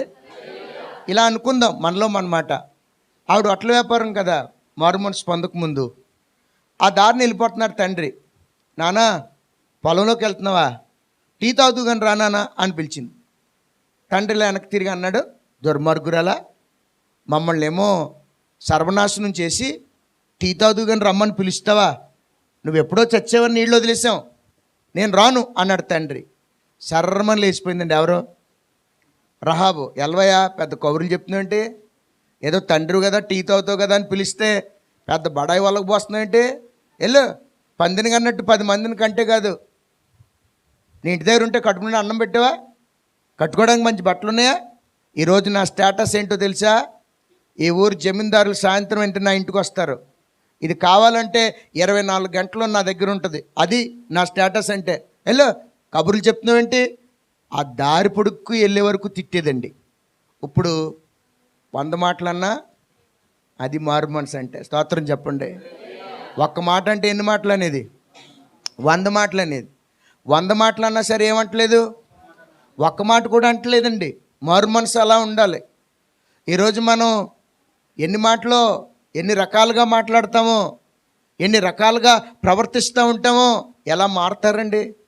ఎలా ప్రజలు ప్రభు దగ్గరికి వస్తారండి? నీ భర్త ఎలా మారుతాడండి? భార్య ఎలా మారుతుందండి? పిల్లలు ఎలా మారుతారండి? మా అమ్మ అన్నీ అబద్ధాలండి, ప్రార్థన చేసేద్దే, మా నాన్న అన్ని దొంగ పనులేనండి, ఓ సంఘంలో నిలబడి పెద్ద కబుర్లు చెప్తాడండి అంటే, వాళ్ళ దగ్గరే నువ్వు దొరికిపోతే ఇంకెవరికి నువ్వు కనబడతావు? ఎవరో నిన్ను చూసి ఎవరు మారుతారు చెప్పండి? ఆలోచించండి. మారు మనసు అంటే ఓ మాట చెప్తాను. మా బ్రాంచ్ సంఘంలో ఒక ఆవిడ ఉంటుందండి, ఆవిడ పేరు నూకమ్మ. ఏం పేరు? నూకమ్మ. ఆడగొలియాతలాగా ఉంటుంది, ఆ పేనంత ఎత్తుంటుంది ఆవిడ. ఆ నూకమ్మ మారు మనసు పొందాక రూతమ్మ అని పేరు పెట్టాం. ఆ నూకమ్మ కోడలు చెప్తుంది నాతో, అయ్యగారండి మా అత్తగారండి నన్ను కొట్టిందండి, మా ఆయన్ని కొట్టిందండి, మా మాంగారిని ఎన్నిసార్లు కొట్టిందో లెక్కలేదండి. ఇప్పుడు ఈ మాంగారు ఏం చేశాడు? ఊర్లో గ్రామ పెద్ద దగ్గరికి వెళ్ళి, అయ్యగారండి మా ఆవిడ అత్తమని కూడా ఎత్తున్నాను బాబు, ఒకసారి వచ్చి చెప్పండి, భయం చెప్పండి అంటే వచ్చాడంట. ఏమైనా నొకమ్మ బయటికి రా, ఎందుకంటే అత్తమాని పట్టుకుని కొడుతున్నామంటే అన్నాడంట. కాలర్ పట్టుకుని ఇలా లేపి అలా పడేసిందండి. లేపడేస్తే అతను అన్నాడంట, ఒరే నిన్ను కొడితే నాతో చెప్పుకున్నారా, నేనెవరితో చెప్పుకునిరా, నీకు దండం పెడతానురా, నువ్వు నన్ను పిలవలేదు, నేను మీ ఇంటికి రాలేదు, మీ ఆవిడ కాలర్ పట్టుకుని నన్ను గిరట్లేదు, ఎవరికి చెప్పకరా, నీ దండం పెడుతున్నా పరుగు పోతే అని వెళ్ళిపోయాడంట ఆయన. అలాంటి నోకమ్మండి మారు మనసు పొంది రూతమ్మ అయింది. అందరికంటే ముందు గుళ్ళోకి వచ్చిందండి ఆవిడ. ఆ కోడలు చెప్తుంది, అయ్యగారండి మా అత్తగారు పెట్టకపోతే కలబడి తినేసిదండి, కొట్టి మరి లాక్కుని తినేసిది. అలాంటి ఆవిడ ఇప్పుడు పెడితే మంచోళ్ళం, పెట్టకపోతే చెడ్డోళ్ళం. తిట్టినా ఏమందో, గసిరినా ఏమందో, పోన్లే అమ్మ దేవుడు ఉన్నాడు అంటది.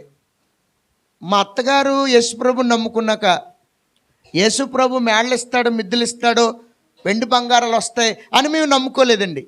మా అత్తగారిలో మారు మనసు చూసి మేము యేసుప్రభుని నమ్ముకున్నాం. 10 మంది సంఘంలోకి వచ్చారండి. వాళ్ళ చిన్న కొడుకు, చిన్న కోళ్ళు, వాళ్ళ కుటుంబం, పెద్ద కొడుకు భార్య, తన కొడుకు, కోడలు, వాళ్ళకు ఒక 2 పిల్లలు, మొత్తం ఆవిడ సంతానం 10 మంది సంఘంలో చేర్చబడ్డారు. కారణం ఏంటో తెలుసండి, మారు మనసు. స్తోత్రం చెప్పండి, హల్లెలూయా. మారు మనసు అంటే ఏంటమ్మా? ఒక్క మాట అంటే 100 మాటలు అనడం కాదు. 100 మాటలు అన్నా సరే ఒక్క మాట కూడా మాట్లాడకపోవడమే మారు మనసు అంటే. అసమాధానం కలిగిన వారి మధ్యలో కూడా సమాధానంగా బ్రతకడమే మారు మనసు అంటే. భయంకరమైన దుర్మార్గుల మధ్యలో కూడా దైవికంగా బ్రతకడమే మారు మనసు అంటే. చాలామంది అంటారు ఆ వీధిలో ఉండలేమండి, ఆ మనుషులు దుర్మార్గులండి, అసలు వాళ్ళతో అయ్యి బాబోయ్ అక్కడ బ్రతకలేమండి అంటుంటారు. కానీ అలా బ్రతికి చూపించడమే మారు మనసు అంటే. స్తోత్రం చెప్పండి, హల్లెలూయా.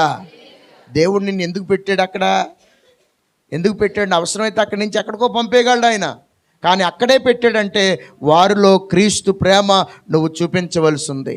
నీ ద్వారా క్రీస్తు యొక్క సువార్తను వారు తెలుసుకోవాల్సి ఉంది. అంచేతనే అక్కడ మనం ఉండాలి. దేవుని స్తోత్రం. మేము యేసుప్రభుని నమ్ముకున్న కొత్తలో మా మేనత్త గారు అమ్మాయి అంది, అడ్డమైన కూళ్ళు తినమరిగి భలే ఉద్యోగం ఎంచుకున్నారు వీళ్ళందరూ అంది. మాకు వినబడేలా, ఏ కూళ్ళు అట్టండి, అడ్డమైన కూళ్ళు తినమరిగి భలే ఉద్యోగం ఎంచుకున్నారని తిట్టింది ఆవిడ. తర్వాత మేము 20 సంవత్సరాలు అక్కడే ఉండి మాకు ఇరుకవుతుందని చెప్పి మా పెద్ద మందిరం దగ్గరికి షిఫ్ట్ అయిపోతున్నామండి. అదే ఆవిడ ఏమందో తెలుసా, మీరు వెళ్ళిపోతుంటే ఏదో వెలుగెళ్ళిపోతున్నట్టు నాకు అనిపిస్తుంది. అన్యురాలు, దేవుడు నమ్ముకున్నవాడు కాదు. ఆవిడ అంటుంది, మీరు వెళ్ళిపోతూ ఉంటే ఏదో వెలుగు ఇక్కడి నుంచి వెళ్ళిపోతున్నట్టు నాకు అనిపిస్తుంది. ఎన్ని సంవత్సరాలు ఉన్నారు కానీ మీరు ఎవరితో గొడవ గోల ఓ దెబ్బలాట 20 సంవత్సరాల్లో మీరు ఇలా చేయటం నేను చూడలేదు అని చెప్పిందండి ఆవిడ. దేవునికే మహిమ, హల్లెలూయా. అదండి మారు మనసు అంటే. వాళ్ళ అమ్మ అంటుంది, దేవుని దాని గురించి తెలుసు కదా, మొండిది, ఒక మాట అంటే 100 మాటలు అనేది, 100 మాటలు అన్నా ఒక్క మాట అంటలేదండి. చచ్చిపోద్దండి, 3 రోజుల నుంచి అన్నం తినలేదండి, అలా కాళ్ళ మీద పడిపోతుందండి, ఒక్కసారి వెళ్దామండి అన్నాడు. అంద తల్లి. ఆయన అన్నాడు, ఏం చూడ్డానికని? అక్కడికి వెళ్తే ఎవడో ఒకడు వస్తాడు, మరి ఈవిడొక్క ఆవిడేనా, ఇంకెంతమంది ఉన్నారు, ఇంకో 10 మంది ఆడపిల్లలు ఉన్నారు కదా, మరి ఇదంతా భోగోత్వం మనం చూడాలా అన్నాడు.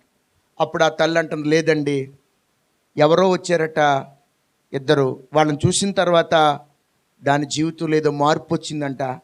ఆడపిల్లలతో చెప్పిందంట, అమ్మ నా వల్ల మీ జీవితాలు పాడైనాయి అమ్మ, ఇంక నేను మారు మనసు పొందాను, మీరు వెళ్ళిపోండి అమ్మా, మీరు పెళ్లి చేసుకుని హాయిగా ఉండండి, నేను ఇంకా ఈ బ్రతుకు మానేస్తున్నానమ్మా అని చెప్పిందటండి. అయితే వాళ్ళు అన్నారట, అక్క నీ వల్లే మా జీవితాలు పాడైనాయి, నువ్వు బాగుపడ్డావు కనుక మేము బాగుపడతాం, లోకంలోకి వెళ్తే మమ్మల్ని ఎవరో అంగీకరించరక్క అని వాళ్ళు కూడా కలో గెంజో తాగుతాం అక్క, నువ్వు గెంజేస్తే గెంజు చాలక్క అని వాళ్ళు కూడా అక్కడే ఉన్నారట. గదుల్లా కట్టి ఆ పాపం జరిగించేటువంటి ఆ గదులన్నీ పడగొట్టేసి ఒక హాల్ లాగా ఇలా హాల్లా చేసేసిందంట. ఎవరన్నా వస్తే, నాన్నగారండి, తమ్ముడు గారండి, మా ఇంటికి రాకండి, నేను మారు మనసు పొందానండి, నేను ఇంకా పని మానేశానండి, నన్ను అలా చూడొద్దండి బాబు, మీకు దండం పెడతానని కాళ్ళ మీద పడి ఏడుస్తుందట. ఇంకెవరు తప్పు చేయటానికి ఆ ఇంటికి వెళ్ళట్లేదటండి. ఒక్కసారి వెళ్దామండి, మీకు నచ్చకపోతే ఏదైనా తేడా చూస్తే ఇక వెంటనే వచ్చేద్దాం, ఇక ఆ తర్వాత చచ్చిన పుచ్చిన ఇక దాని ఇంటికి మనం వెళ్ళొద్దండి అంటే భర్త అన్నాడు, సరే నీ మాట చొప్పున వస్తున్నాను, మరి తేడా వస్తే అప్పుడు రండి ఒక్కసారండి, లేకపోతే చచ్చిపోద్దండి, 3 రోజుల నుంచి అలాగే ఉందంటే తల్లి తండ్రి వెళ్ళారు. ఊరుకుందావిడ ఇంకెవరు కావాలని అడిగింది. అన్న తమ్ముళ్ళు, అక్క చెల్లెండ్రులు, వాళ్ళు కలిగిన వారు అందరూ అని చెప్పింది కదా. నేను ఇలా రాసుకున్నాను, నా ఊహ అంతే. ఆ దినాలు ఎక్కువ మంది పిల్లలు కనేవారు కదండి. అంచేత సింపుల్గా అనుకుందాం, 4 అన్నయ్యలు, ఆ 4కి భార్యలు 4, ఎంతమంది అయ్యారు? 8 మంది అయ్యారు. ఒక్కొక్క అన్నయ్యకి 4 పిల్లలు లెక్కేసుకుందాం. మా అత్తయ్య గారు 11 మంది సంతానం అటండి. మరి రహాబు కాలం ఇంకెంతమంది కనేవారు వాళ్ళు? సింపుల్గా లెక్కేసుకుంటే 4 పిల్లలు అనుకుందాం. అన్నయ్యలు 4, వదిన గారులేమో 4, వాళ్ళ పిల్లలు ఎంతమంది? 4. ఎంతమంది అమ్మా? 16 మంది అయ్యారు. దేవుని స్తోత్రం. తమ్ముళ్ళు అంది కదా, తమ్ముళ్ళు ఒక 4, మరదళ్ళు ఒక 4, వాళ్ళ పిల్లలు ఒక 4. వీళ్ళు ఎంతమంది అమ్మా? వీళ్ళు 16. 16 ఎంత అంటే చెప్పండి. అన్నయ్యలు తమ్ముళ్ళు కలిపి ఎంతమంది అయ్యారు? 32 మంది అయ్యారు. సరే, ఇప్పుడు మళ్ళీ ఏమంటుంది? అక్క చెల్లెళ్ళు అంటుంది. 4 అక్కలు, 4 బావగారులు, వాళ్ళకో 4, ఇలా మొత్తం ఎంతమంది అయ్యారు అమ్మ? 64 మంది అయ్యారు. 64 ప్లస్ వాళ్ళకి కలిగిన వాళ్ళు అందరూ అంటుంది మళ్ళీ. వాళ్ళ అక్కలు, వాళ్ళ వదిన గారులు, అత్తగారులు, మామగారులు, వీళ్ళందరూ ఒక 20 మంది వేసుకోండి. ఎంతమంది అయ్యారు అమ్మ? 84. 84ని ఈవిడ దగ్గర ఉన్న ఒక 20 మంది ఆడపిల్లని చెప్పాను కదా, ఇంచుమించుగా 20 మంది ఎంతమంది అయ్యారు? 104. 104ని అమ్మా నాన్న 106. ఇప్పుడు చెప్పండి, ఆకర్షించబడింది ఎంతమంది? ఎవరండి? ఒక్కరే. పరిగెత్తుకొచ్చింది ఎంతమంది? 104ని తీసుకొచ్చింది ఇప్పుడు ఆ ఇంట్లోకి ఆవిడ. రహాబ్ ఇంట్లో రోజు వ్యభిచారం జరిగేది, కానీ ఇప్పుడు మారు మనసు పొందిన తర్వాత రోజు ప్రార్థనలే, రోజు కోటాలే, రోజు దేవుని స్తుతించడమే. నేనేమనుకుంటున్నానంటే ఓ చిన్నపాటి పరలోకంలా మారిపోయింది అది. స్తోత్రం చెప్పండి. ఆ ఇల్లు ఎలా మారిపోయిందండి? ఒక చిన్న పరలోకంలా మారిపోయిందండి. అసలు ఒక వేశ్య తన మారిన జీవితాన్ని చూపించి ఎంతమందిని మార్చిందండి? 104ని మార్చింది. 106ని తీసుకొచ్చింది ఆవిడ. మరి ఈరోజు ప్రశ్న వేసుకోండి, మీరు ఎంతమంది, మీరు యేసుప్రభుని నమ్ముకుని ఎంతకాలం అయింది? ఎంతమందిని సంఘంలో తీసుకొచ్చారు మీరు? మీ ద్వారా మారు మనసు పొందిన వాళ్ళు ఎంతమంది? భర్త గారు మారారా? భార్య గారు మారారా? కన్నబిడ్డలు మారారా? ఏం చేస్తున్నావు ఇంతకాలం సంఘంలో ఉండి? ఎప్పుడైనా నా బిడ్డ ఏమైపోతాడో, నా భర్త ఏమైపోతాడో, నా కుటుంబం ఏమైపోద్దో అని కుటుంబం కోసం ఏ రోజైనా కన్నీరు కార్చి ఉపవాసం ఉండి దేవుని పాదాలు పట్టుకున్న అనుభవం ఏమైనా ఉందండి? రహాబ్ అనే వేశ్య ఏమండి 3 రోజులు తిండి తిప్పలు లేకుండా, మాట వరుసగా అనుకుందాం, తండ్రి పాదాల మీద పడిపోయి తిడితే మాట్లాడకుండా, కొడితే మాట్లాడకుండా, ముఖం మీద తలిపేసిన చెయ్యన్నా సరే పాదాలు పట్టుకుని ఏడ్చి తన కుటుంబాన్ని ఆ రక్తపు ఇంట్లోనికి, రక్తపు ఆనవాళ్ళున్న ఆ ఇంట్లోకి నడిపించిందండి ఆమె. ఈరోజు మనం అసలు ఎలా ఉన్నాం, ఏం చేస్తున్నాం ఒకసారి ఆలోచించండి. మీకు ఉదాహరణ చెప్తాను వినండి. ఒక ఊరిలో ఒక హై స్కూల్ ఉందండి. హై స్కూల్ చుట్టూ పెద్ద ప్రహారీ గోడ ఉంటుంది. ఆ గోడ లోపల నుంచి ఒక చెట్టు, పెద్ద చెట్టు ఇలా బయటకు ఉంటుంది. రోజు ఒక ముసలావిడ అక్కడికి వచ్చి బఠానీలు అమ్ముకుంటూ ఉంటుంది. ఆ గోడ దగ్గర కూర్చుని చెట్టు నీడలో.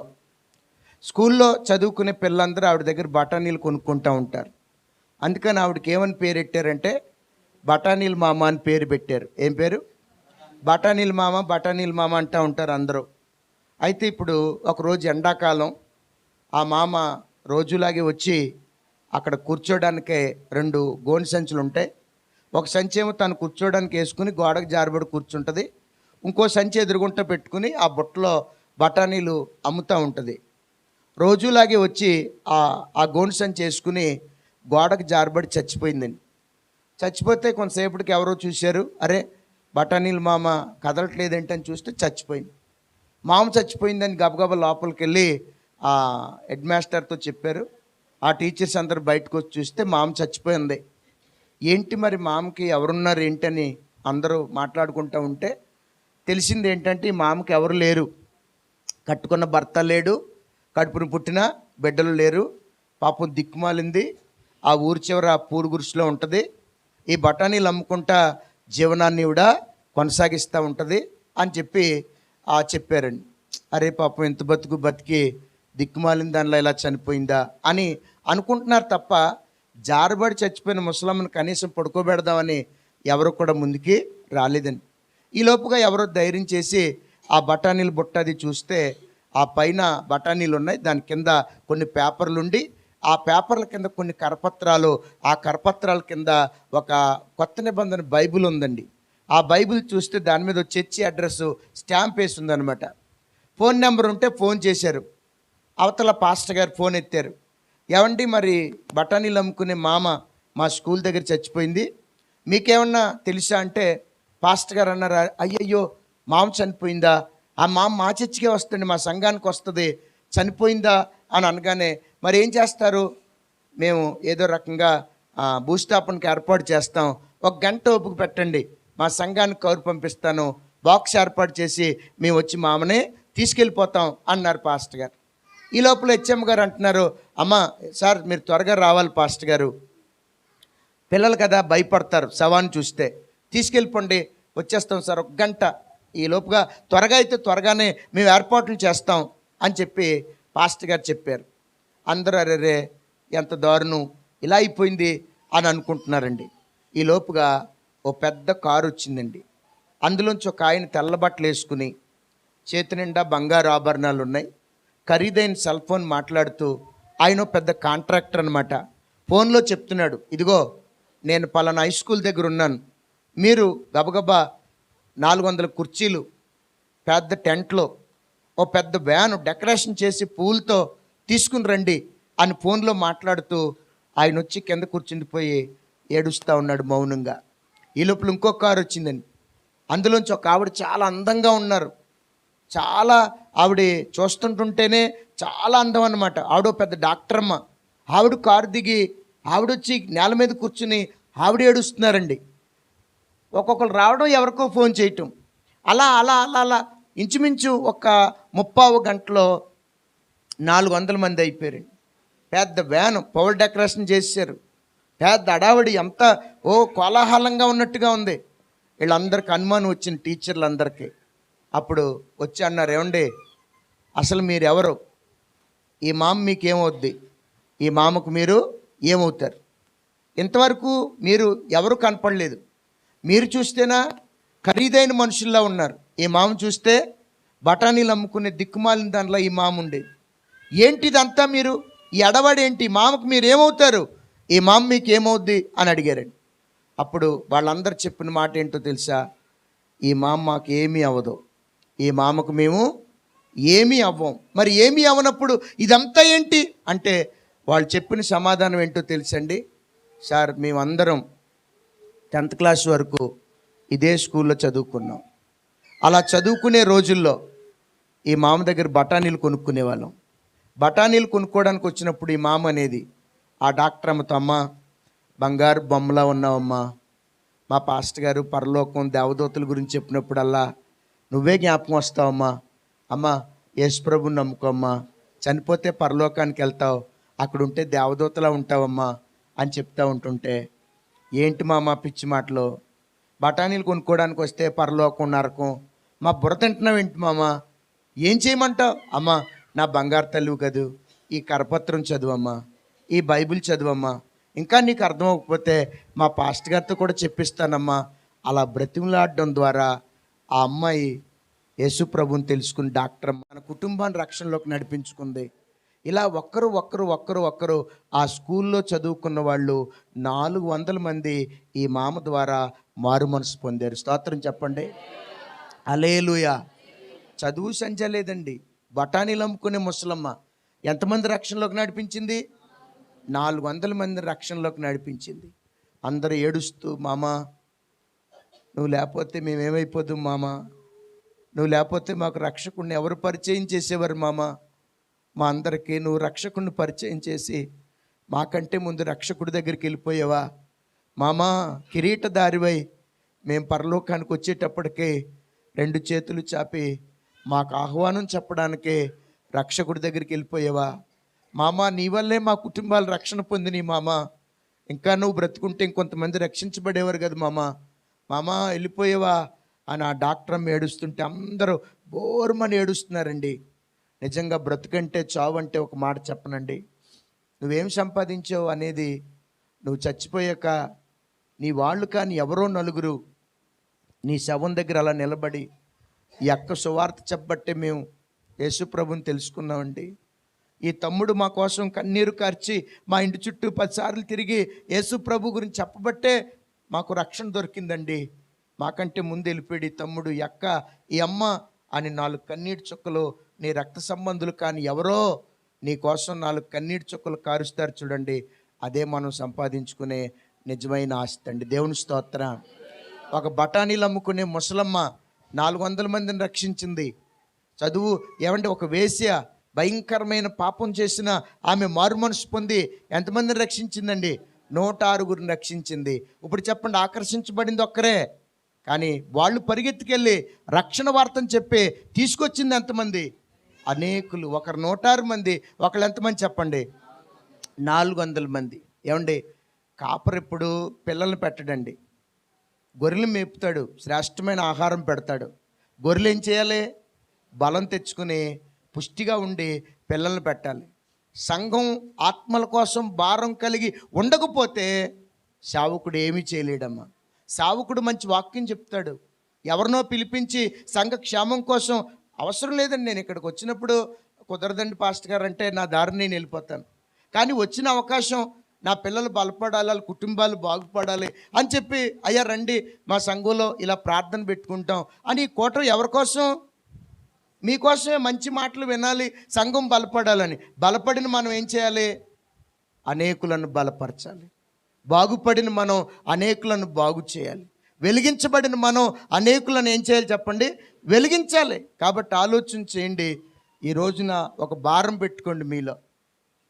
ఏంటి ఆ భారం అంటే, ప్రభువా వచ్చే సంవత్సరం నిజంగా నేను బ్రతుకుండి క్షేమంగా ఉంటే నాతో పాటు నా భర్తను నడిపించుకుంటాను. 100,000 వద్దండి నాకు, 10 మందిని ఇచ్చే, మా ఊరు మార్చే, హైదరాబాద్ అంతా మార్చే కాదు, నా భర్తను వచ్చే సంవత్సరం నాతో పాటు నేను మందిరంలోకి తీసుకొచ్చుకోవాలి అని ప్రార్థన చేయండి.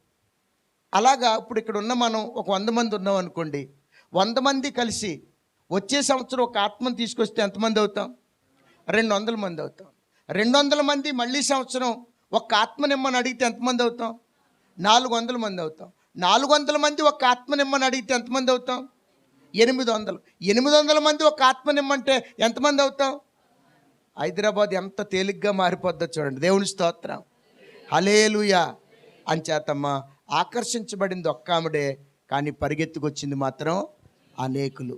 ఇక్కడ ఓ మాట చెప్పాలి మీకు, ఏంటంటే ఈమె మారు మనసు పొంది తన ఇంట్లో ఈ 106 చేర్చి ఇశ్రాయేలీలు ఆ పట్టణానికి వచ్చే వరకు ప్రార్థన ప్రార్థన ప్రార్థన ప్రార్థన, పాటలు పాటలు, వాక్యం వాక్యం, దేవుడు దేవుడు దేవుడు. ఓ చిన్న పరలోకులా ఆ ఇల్లు తయారైపోయింది. విచిత్రం ఏంటో చెప్పమంటారు? ఆమె ఇంటి ద్వారం ఎక్కడుందని చెప్పాను? పట్టణం లోపల ఉంది. కిటికీ ఎటుంది? గోడ సైడ్ ఉంది. కిటికీ పెద్దదా, గుమ్మం పెద్దదా? గుమ్మం పెద్దది. గుమ్మం పెద్దది, కిటికీ చిన్నది. గుమ్మం విశాలమైన ద్వారం, కిటికీ ఇరుకు ద్వారం.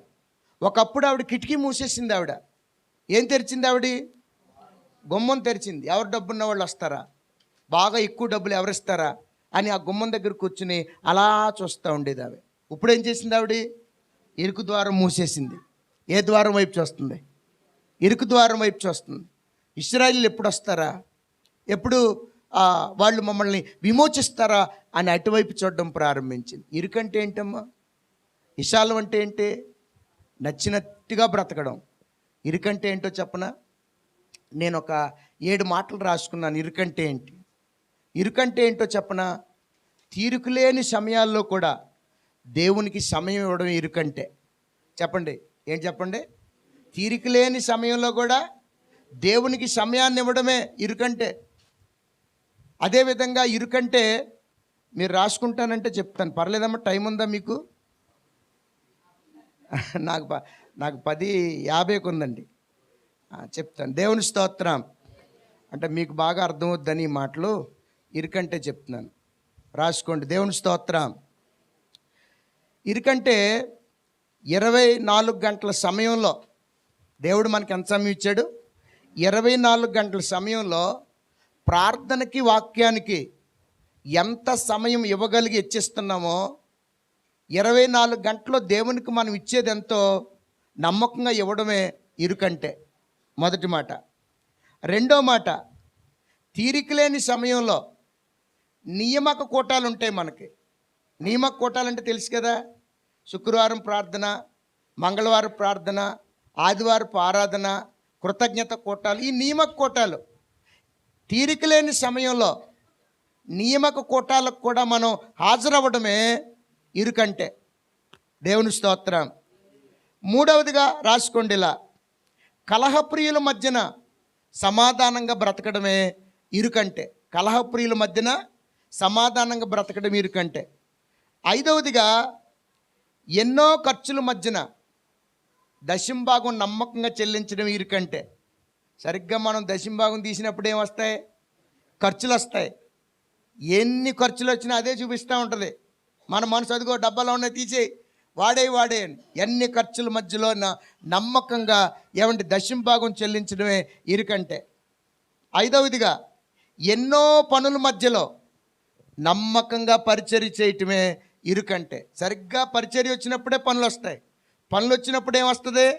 పరిచర్య వస్తుంది. అప్పుడు కూడా నమ్మకంగా పరిచర్య చేయటమే ఇరుకంటే. తర్వాత ఆరవదిగా, మతోన్మాదుల మధ్యలో ఏమండి దేవుని పక్షంగా నిలబడడమే ఇరుకంటే.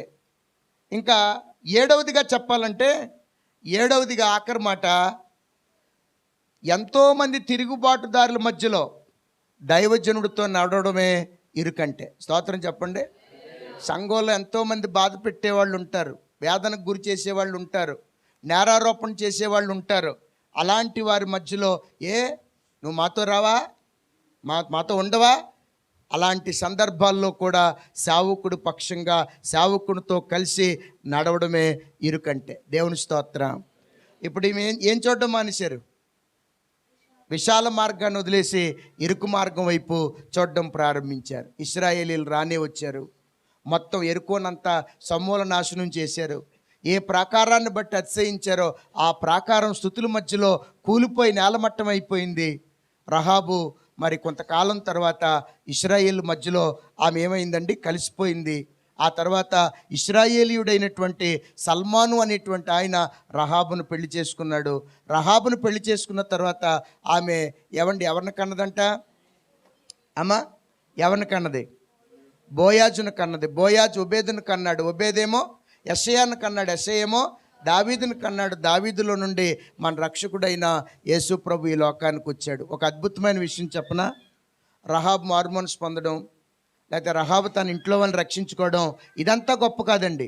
రహాబు రక్షకుడు వంశావళిలో చేర్చబడడమే అద్భుతమైన విషయం. ఆఖరిగా చెప్పాలంటే, ఒక వ్యక్తి మారుమనసు పొందితే ఆ వ్యక్తిని దేవుడు ఎక్కడికి తీసుకెళ్ళిపోతాడో మనం ఊహించలేనంత ఉన్నతమైన స్థితికి తీసుకెళ్ళిపోతాడు. మీరు పాపాన్ని వదిలిపెట్టి చూడండి, పరిశుద్ధంగా బ్రతకడం ప్రారంభించండి, మీరు ఊహించలేని ఉన్నతమైన స్థానానికి దేవుడు తీసుకెళ్ళి అక్కడ పెడతాడండి మిమ్మల్ని. మీరు కల్లో కూడా అనుకోరు, అంత ఉన్నతమైన జీవితాన్ని ఇచ్చి ఆశీర్వదిస్తాడు. కాబట్టి ఈ రోజున ఆకర్షించబడింది ఒక్కరే, పరిగెత్తుకొచ్చింది మాత్రం అనేకులు. చూడండి, అయస్కాంతానికి ఇనప మొక్క అంటుకుంటుందండి, అంటుకోదా? అంటుకుంటుంది. ఒక 5 నిమిషాలు ఇనప మొక్కను అలా రుద్ది అయస్కాంతాన్ని దూరంగా పెట్టేసి ఆ పినీస్ని పట్టుకెళ్ళి ఇంకో పినీస్కి అతికేమనుకోండి, అతుక్కుంటుందా? అతుక్కోదా? ఇది పినీసా అయస్కాంతమా? మరి ఎందుకు అతుక్కుంటుంది? అయస్కాంతంతో 10 నిమిషాలు ఉంది కాబట్టి దీంట్లో కూడా ఏమొచ్చేసింది? అయస్కాంత గుణం వచ్చేసి మరో పినీస్ని ఆకర్షించేసుకుంది. మరి ఇన్ని సంవత్సరాలు ప్రభుత్వం ఉన్నాం, ఆయనలో ఉన్న ఆకర్షించే గుణం మనలోకి వచ్చిందా? ఎవరినైనా ఆకర్షించామా? ఎవరినైనా అండి ప్రభు దగ్గర నడిపించామా? ఎవరైనా సరే, అమ్మ నిన్ను చూసి నేను మారు మనసు పొందాను అని చెప్పిన వాళ్ళు ఎవరైనా మన జీవితంలో ఉన్నారా? ఏమండి నా భార్య నాకు తెలుసండి, గుడికి రాకముందు ఆవిడ ఎంత ఎలా ఉండేదో నాకు తెలుసు, గుళ్ళోకి వచ్చిన తర్వాత ఆమె ఎలా ఉందో నాకు తెలుసు, ఆమెను చూశాక నేనేం పొందాను, మారు మనసు పొందాను అని మన భర్త మీ భార్య మీ పిల్లలు సాక్ష్యం చెప్తారా? ఏమండి మా అమ్మ అబద్ధం చెప్పదండి, మా నాన్నండి ఒక్క రూపాయి కూడా ఎవరిది అన్యాయంగా తీసుకోడండి, నిజంగా మా ఇంట్లో దేవుని వాక్యం ఎలా ఉంటే అలా నడుస్తారండి, అందుకనే మేమందరం వాళ్ళని చూసి మందిరానికి వెళ్ళిపోతున్నామండి. అంత యథార్థత, అంత నీతి వాళ్ళు దేవుని ద్వారా సంపాదించుకున్నారని నిన్ను చూసి ఎవరైనా మారేరా లేదా ఆలోచించండి. మారకపోతే ఈ రాత్రి నేను చెప్పేది ఏంటో తెలుసా? యథార్థంగా అడగండి, ప్రభువా నన్ను ఆకర్షించండి, నేను వెళ్ళి అనేకులను ఆకర్షించి మేమందరం కలిసి నా కుటుంబంతో సహా ఎక్కడికి వస్తాం? నీ సన్నిధికి వస్తాం. దావీదు ఒక అరవ అడిగాడు కదా, దేవా నా కుటుంబం అంతా నీ సన్నిధిలో ఉండినట్లు దాన్ని ఆశీర్వదించు అన్నాడు. అట్టి ఆశీర్వాదం కోసం మనం దేవుని సన్నిధిలో ప్రార్థన చేద్దాం. నిజంగా ఆకర్షిస్తే ఈ పాటకి నేను ఎంతోమందిని ఆకర్షిందును. నిజంగా నేను ఆకర్షించబడలేదు కాబట్టే ఈరోజు ఇలా మొండిగా అలా నేను ఒంటరిగా ఉన్నాను, ప్రభువా నన్ను ఆకర్షించండి అని ప్రార్థన చేద్దాం. దేవుడి మాటలు దీవించును గాక. ఒక్క నిమిషం అందరూ ప్రార్థన చేసుకుందామా? లేచి నిలబడతారా? ఒక్క నిమిషం కళ్ళు మూసుకుందాం, లేచి నిలబడదాం, అందరూ ప్రార్థన చేసుకుందాం. ఏదో మందిరానికి వస్తున్నాను కానీ, వాక్యం వింటున్నాను కానీ, నా దారిని నేను వెళ్ళిపోతున్నాను నాయన. నా జీవితంలో ఏ భారం లేదు నాయన. ఎందుకు బ్రతుకుతున్నానో నాకే తెలియదు. మొండిగా ఉన్నాను, మోడుగా ఉన్నాను. సోదరి సోదరుడా, ఒక చెట్టు పచ్చగా ఉంటే దాని నీడకి ఎంతోమంది మనుషులు వస్తారు. ఒక చెట్టు పచ్చగా ఉంటే దాని కొమ్మల మీద ఎన్నో పక్షులు ఆలుతాయి. ఒక చెట్టు పచ్చగా ఉంటే ఎన్నో జంతువులు వచ్చి ఆ నీడలో విశ్రాంతి పొందుకుంటాయి. దాని ఫలాలు వాటి ఆకలి తీరుస్తాయి, మనుషుల ఆకలి కూడా తీరుస్తాయి. ఒకవేళ పువ్వులు పూస్తే ఎంతోమందికి ఆ చెట్టు సువాసన ఇస్తుంది. ఒక చెట్టే అంత ఉపయోగకరంగా ఉంటే, ఒకవేళ ఆ చెట్టు ఆకులు రాలిపోయి ఎండిపోయి ఉంటే ఆ చెట్టు ఎవరికి ఉపయోగం? ఆ చెట్టు నీడన ఎవరు నెమ్మది పొందుకుంటారు చెప్పండి? ఓ చెట్టే ఎండిపోతే ఎందుకు పనిచేయదు కదా? అలాంటప్పుడు నీవు నేను మోడుగా ఉంటే ఎవరికి ఉపయోగం, ఎవరికి ప్రయోజనం? కాబట్టి ప్రభువా నన్ను ఆకర్షించండి అయ్యా. అయ్యా నేను ఒంటరిగా ఉన్నాను, నేను 1000 మంది అవ్వాలి. నేను ఒంటరిగా ఉన్నాను, నా కుటుంబం అంతా కలిసి 10 మంది అవ్వాలి. 10 మంది ఆదివారం గుళ్ళోకి వచ్చేయాలి నాయన. ఎవరు తప్పిపోయి, ఎవరు దారి తప్పిపోయి, ఎవరు లోకంలో కలిసిపోవడానికి వీరు లేదు నాయన. నిజంగా మీరు నన్ను ఆకర్షిస్తే ఈ పాటికే నేను అనేకులను ఆకర్షిందునేమో. ప్రభువా నేను మోడుగా బ్రతుకుతున్నాను, మొండిగా బ్రతుకుతున్నాను. నిజంగా చదువు సంధ్యలే నా ముసలమ్మ 400 మందిని రక్షణలోకి నడిపించింది. అయ్యా పాపాత్మురాలైన వేశ్య ఆ రహాబు 106 మందిని రక్షణలోకి నడిపించింది. ఆ ఎర్రని తొగరదారమున్న రక్షించే రక్తమైన ఆ రక్తం చాటుకు తీసుకొచ్చింది వాళ్ళందరినీ. ఈరోజు నేను ఎందుకు బ్రతుకుతున్నానో అర్థం లేకుండా ఉన్నానయ్యా. నాకు ఆత్మల భారం కావాలి నాయన. నాయన వేదన పుట్టించిన ఆయన, నా భర్త కొరకు కన్నీరు కార్చి, నా బిడ్డల కొరకు కన్నీరు కార్చి. అమ్మ మీరు ఎప్పుడైనా ఎవరికైనా కన్నీళ్లతో సువార్త చెప్పారా? ఆవిడ కాళ్ళ మీద పడిపోతుందా వేశ్య, నానా నానా ఒక్కసారి నా ఇంటికి రానానా అని కాళ్ళు పట్టుకుని సువార్త చెప్పింది ఆమె. ఈరోజు ఎవరికైనా మనం అలా కాళ్ళు పట్టుకుని చేతులు పట్టుకుని, నాన్న తమ్ముడు అన్నయ్య ఏవండి ఒక్కసారి నా మాట వినండి, దేవుని మందిరానికి రండి అని ఎప్పుడైనా ప్రార్థన చేసామా? కాబట్టి ఆలోచించండి. ఒక్క 5 నిమిషాలు అందరూ ప్రార్థన చేయండి. అయ్యా నన్ను ఆకర్షించండి. ఈ లోకంలో నాకేం వద్దు నాయనా, ఈ లోకంలో నేనేం కోరుకున్నాయినా, ప్రభువా నా కుటుంబం రక్షించబడితే చాలు, నా బిడ్డలు నాయనా, నా భర్త మేము అందరం కలిసి నీ సన్నిధిలో ఉండే భాగ్యం ఉంటే చాలు నాయనా. నేను చచ్చిపోయేలోపు నా కుటుంబాన్ని నేను రక్షించుకోవాలి నాయనా. ఈ లోకంలో నా యాత్ర ఎప్పుడు ముగిసిపోద్దో నాకు తెలీదు. ముగిసిపోయేలోపు కున్నాత్మలైనా నేనున్న వీధికి నేను ఆశీర్వాదకరంగా, నేనున్న నాయన ప్రాంతానికి నేను దీవెనకరంగా, నేనున్న ఇంటికి నేను దీవెనకరంగా ఉండినట్లు అయ్యా నా జీవితాన్ని ప్రయోజనకరంగా మార్చవా. చదువుకునే బిడ్డలు అడగండి, అయ్యా నేను కాలేజీకి వెళ్ళినప్పుడు నాతో నా స్నేహితులు మారాలయ్యా, నేను ఉద్యోగం చేసే చోట నా స్నేహితులు మారాలయ్యా, నేను వ్యాపారం చేసేవారి మధ్యలో నీ కొరకు నేను వెలగాలి నాయన, నా తోటి వ్యాపారస్తులు మారాలి నాయన, నన్ను ఒక దీపంలా వెలిగించవా నాయన, చీకట్లో ఉన్న ఈ లోకంలో నన్ను జ్యోతిగా ప్రకాశింపచేయవా నాయన అని ప్రార్థన చేద్దాం అందరూ. ప్రియుడా యేసయ్యా నా ప్రాణం నీవయ్యా, ఏ తల్లి తండ్రి చూపని ప్రేమ చూపేవయ్యా, ఏ బంధువులున్నా నీతో ఎవరు సరిరారయ్యా. ప్రియుడా యేసయ్యా నా ప్రాణం నీవయ్యా, ఏ తల్లి తండ్రి చూపని ప్రేమ చూపేవయ్యా, ఏ బంధువులున్నా నీతో ఎవరు సరిరారయ్యా, ఏ బంధువులున్నా నీతో ఎవరు సరిరారయ్యా. ప్రియుడా యేసయ్యా నా ప్రాణం నీవయ్యా, ఏ తల్లి తండ్రి చూపని ప్రేమ చూపేవయ్యా.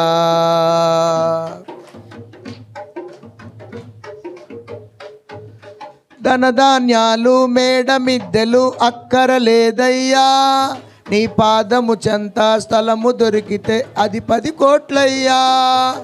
ధనధాన్యాలు మేడమిద్దెలు అక్కరలేదయ్యా, నీ పాదము చెంత స్థలము దొరికితే అది 10 కోట్లయ్యా.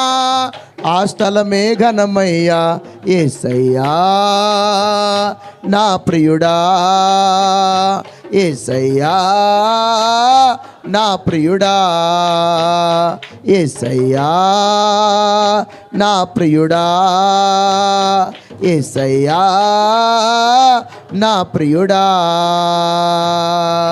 ప్రియుడా యేసయ్యా నా ప్రాణం నీవయ్యా, ఏ తల్లి తండ్రి చూపని ప్రేమ చూపేవయ్యా, ఏ బంధువులున్నా నీతో ఎవరు సరిరారయ్యా, ఏ బంధువులున్నా నీతో ఎవరు సరిరారయ్యా.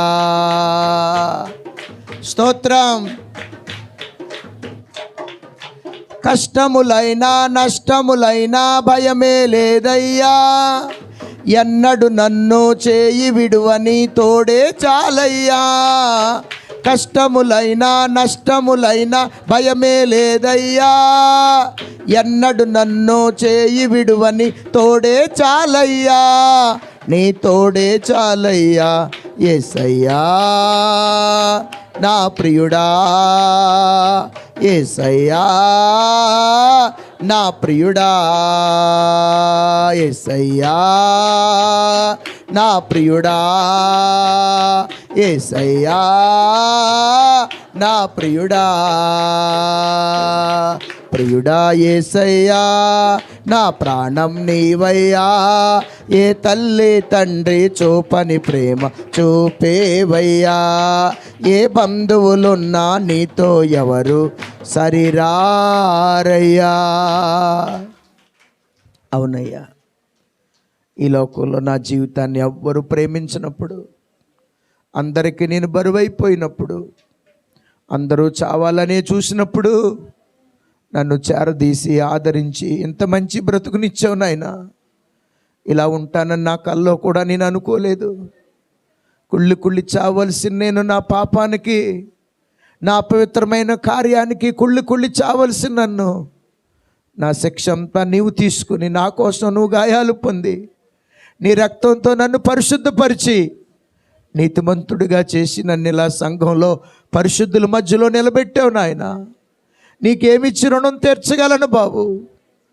ఇదిగో నా జీవితాన్ని కూడా ప్రయోజనకరంగా మార్చండి. ఒక కొవ్వొత్తు వెలిగితే అనేక కొవ్వొత్తులు వెలిగిస్తుంది కదా. ఒక చిన్న నిప్పురవ్వ ఒక పట్టణాన్నే కాల్చేస్తుంది కదా. ఈరోజు నేను ఎందుకు పనికి రాకుండా ఉన్నాను? చిన్న మొక్క మహావృక్షమై అనేకులకు నీడస్తుంది కదా, అనేకుల ఆకలి తీర్చే ఫలాలు కాస్తుంది కదా. ఈరోజు ఎందుకో నేను సంఘంలో ఉన్న మూడుగానే ఉన్నాను.